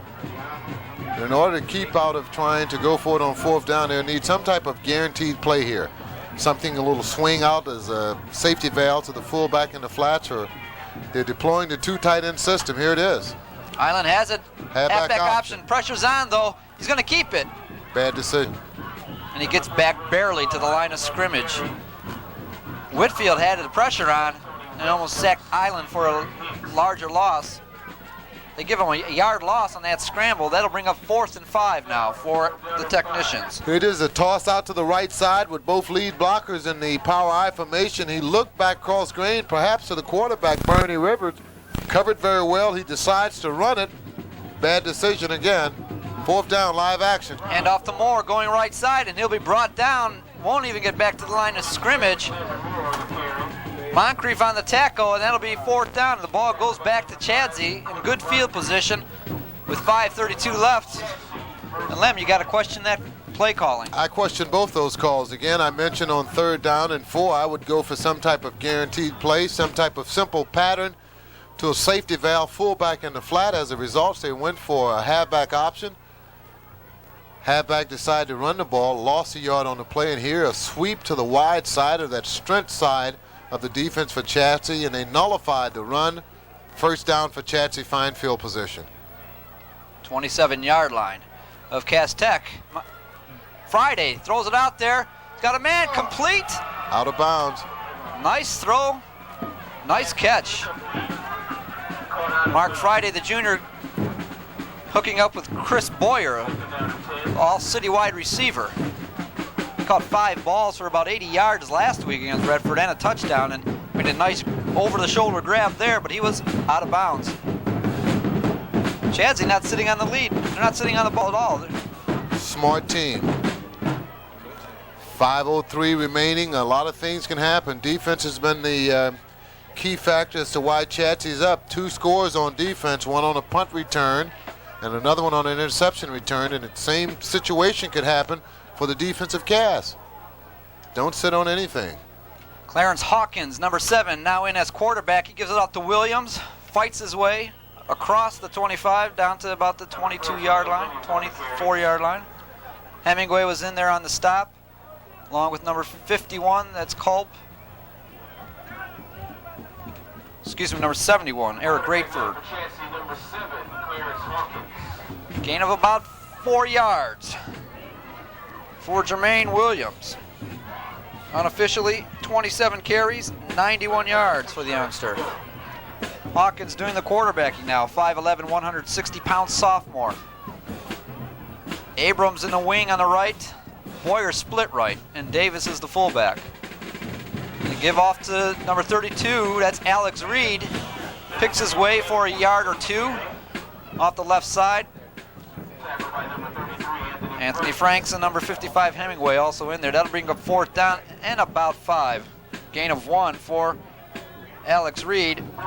We've heard the name of Anthony Franks all afternoon, playing fine defense, playing good coverage, knocking passes down, almost had an interception, made quite a few tackles, forced a few fumbles. He and Lawrence Hemingway, along with Ken Seabury, has played a whale of a defensive ball game.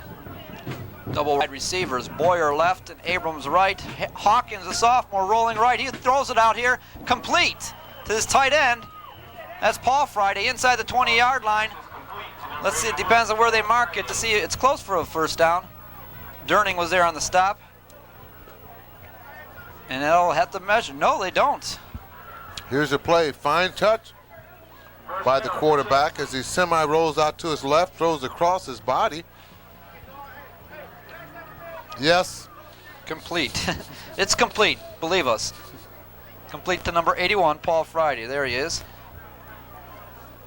And so the sophomore, Clarence Hawkins, getting into the game, completing his first pass. And enough for the 1st down as well. I got caught with a cookie in my mouth, and our control expert asked me, was I eating? I couldn't lie. I had to say yes. Yes, Larry. Larry Labadie, fine producer of Barden Cable football action. Flag.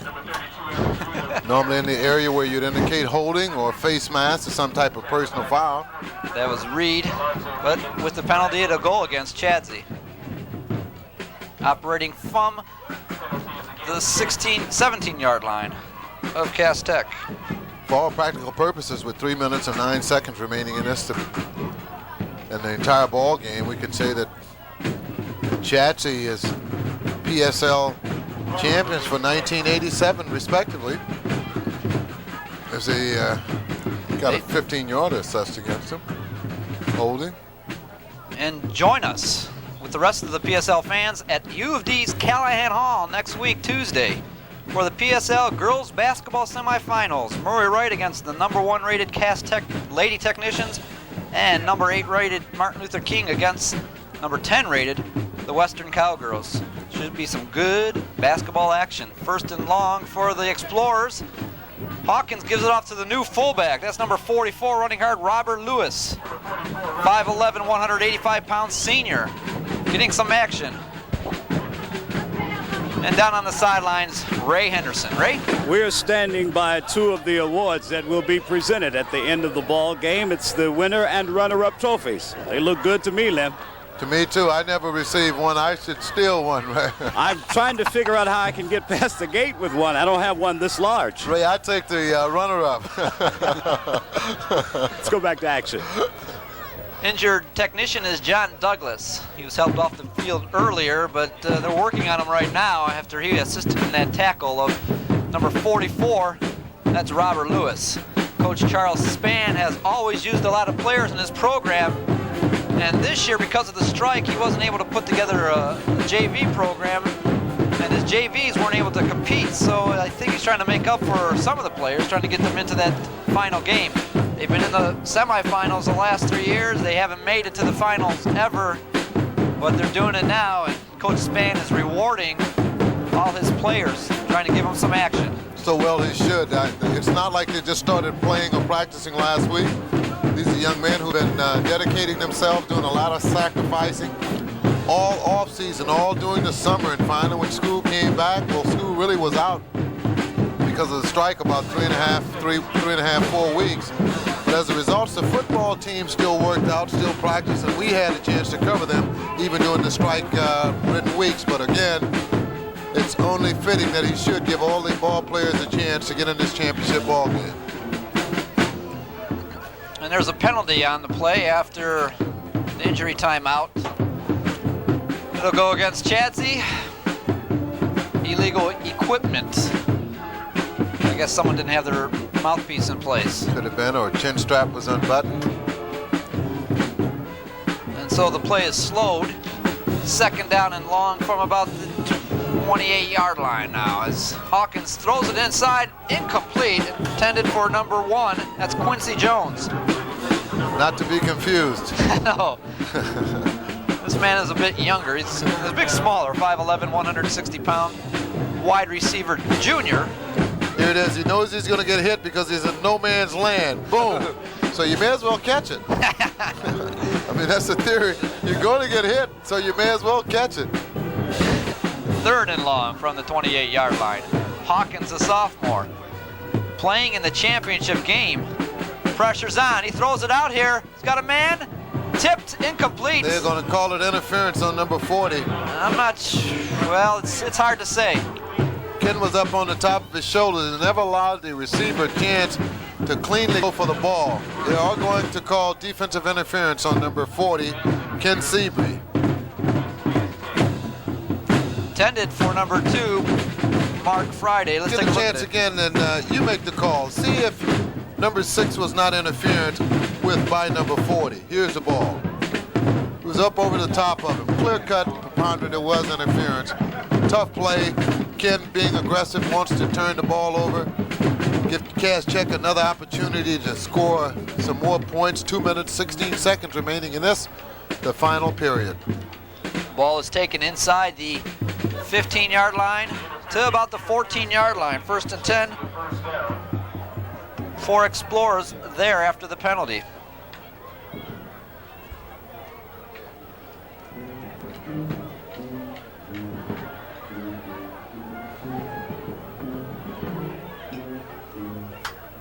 Hawkins gives it off to Reed, picks his way close to the 10-yard line.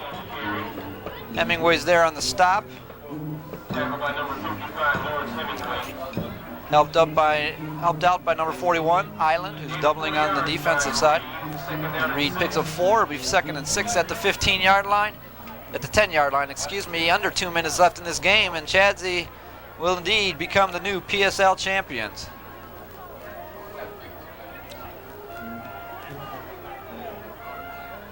They've taken virtually all the frontliners out of the offense for Chadsey.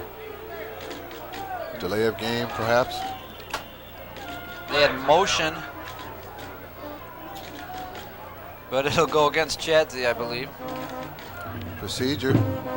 Going against the Explorers. I guess that'll happen with these youngsters getting in the game, having not a lot of experience in game situations, and especially in this championship game, they're probably more excited than anyone else. They should be. Being bridesmaids the last 3 years, never having a chance to compete in the finals this year. A convincing win last week over Persian, 22-13, to propel them into this 1987 championship game against Cass Tech.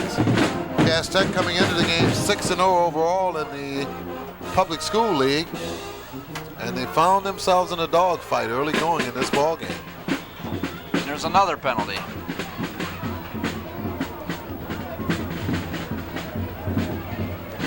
This one will go against Chadsey. They moved out of their 30-point stance. Another 5-yard penalty. So after having it down inside the 15-yard line, the ball has been moved out to the 20-yard line. 2nd and long, 2nd and 16 for the Explorers. 1:17 left in the game.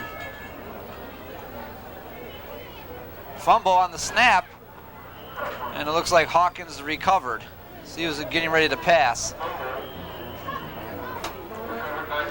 And a timeout has been called.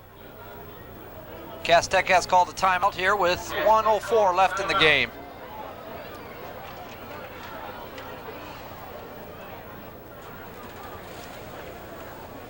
Trying desperately to possibly get that ball back and mount some type of attack. Stranger things have happened in games, but the way things have been the way things have been going, they need 3 major scores and 2 conversions. They need some real strange things to occur within a minute and 4 seconds to get within 21 points if they're thinking of winning, and at least 20 points to tie, trailing 26-20. Well, we won't leave you. We won't be like the networks did a few years ago. The Heidi game? Exactly. I don't think we have Heidi's schedule.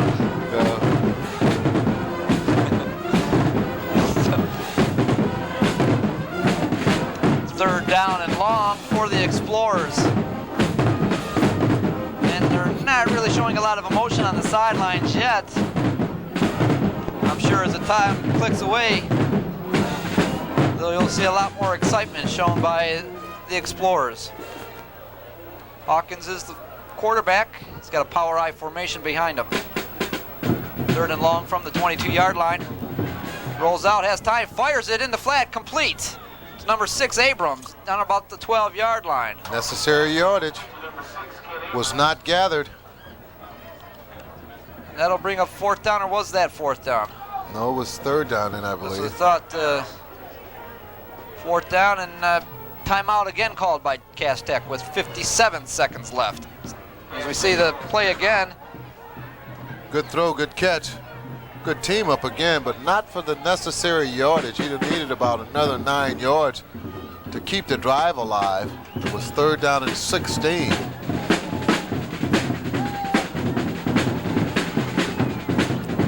Cass Tech again called for timeout to try and sort things together.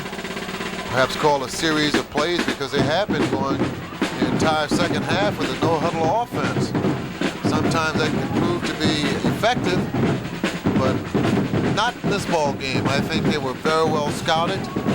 The game plan that Chadsey deployed and employed defensively were just too much power for the Cass Tech offense. Again, Cass Tech had been scoring points readily coming into the ball game, but barely got one into the end zone today. Field goal attempt by number 8, Phil Whitfield. Wide right. Just misses it. A 30-yard field goal attempt is no good for the Explorers. And so the Technicians, with 55 seconds left in the game, they'll take over their own 20-yard line, 80 yards, and a long time away from victory. Coach Sherelle Rowland has had quarterback Bernard Rivers throwing the ball a lot this half. He just hasn't been able to connect. In fact, he hasn't connected on one pass this entire game. And he hasn't been one to throw the ball a lot this year. Cass Tech has been led by the running most of the year. He's had 2 intercepted thus far today. Rivers keeps it. There's a penalty flag. Stays on his feet. Upended by Chadsey defense, Mansfield Dinkins, with our penalty flags on the play.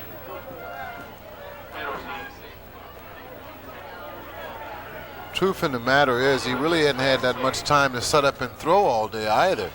Just a tenacious defensive rush applied by Chadsey has kept the quarterback scrambling, throwing interceptions, one going for the touchdown, the 33-yard touchdown.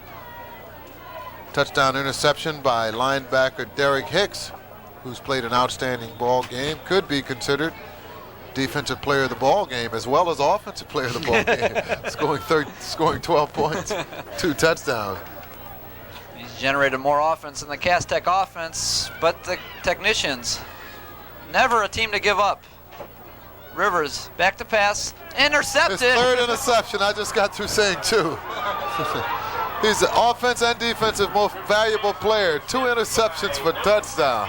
And he recovered a block punt for another one. Returns that one.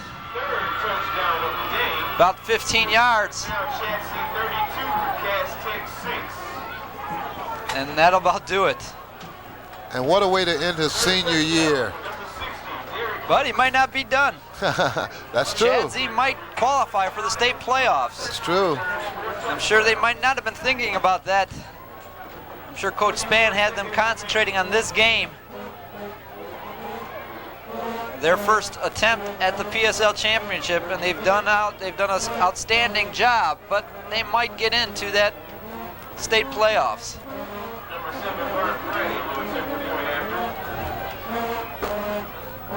Out of the hold of number 2, Mark Friday. Here's the punt attempt, the point attempt by number 3, Gerald Davis, is no good.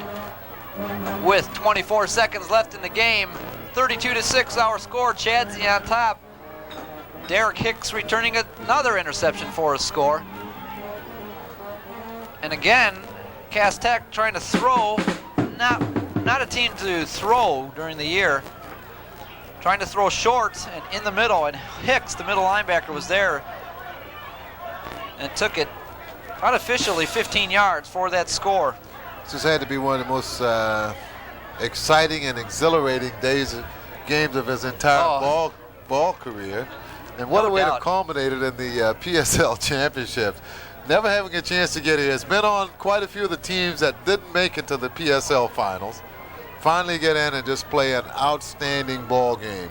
He really could be considered the both offensive and defensive player of the game. Scoring 18 points, 3 touchdowns. You total up his return yardage, he has something like 80 yards in return yardage. I think that's more than the entire Cass Tech offense of the day. 3 touchdowns. He's been in on a lot of tackles. He's batted a few other balls down. Just an outstanding effort by the senior, Derrick Hicks. The 1987 Detroit Public School League champions. All right, Ray, thanks a lot. Chadsey coming out on top. The 3rd time they've been in the playoffs, 3rd straight time, and finally they take it in for a victory. Coach Charles Spann and his Chadsey Explorers broke out on top early on a 2-yard run by Germaine Williams, and then their defense took over. Eric Dawson, number 77, blocked the punt, and number 60, we heard his name and number called a lot, Derrick Hicks, took in the block punt attempt from 30 yards for a score. And they finished up. Derrick Hicks intercepted the pass later on in that second quarter for 6 more points, and it was a 19-0 lead at the half. Again, as you mentioned, defense did take over, and I'm sure the overall statement from the entire ball club of Chadsey will go to a big congratulations to Derrick Hicks, and I'm sure we said MVP offense and defense, but I'm sure he will receive the game ball. Oh, no doubt about it. He was near that ball the entire game. Later on in the game, Williams had another 2-yard run in the 3rd quarter, and then Cass Tech broke on the board late in the game in the 4th quarter on a 23-yard effort off a double reverse by Sundiata Patterson. The 2-point conversion failed, and finally, late in the game, under a minute left, Hicks again added more credence to his call as MVP with another interception. This one returned for 15 yards. And the Explorers ended up on top 32-6. We said Hicks had those 3 touchdowns. He led all scores. He also had a return yardage of about 78 yards. Leading ball carrier in the game, Germaine Williams, the junior, for Chadsey. 27 carries unofficially for 91 yards. He did a lot of the work in the 3rd quarter when Chadsey controlled the game and probably put it out of reach for the technicians.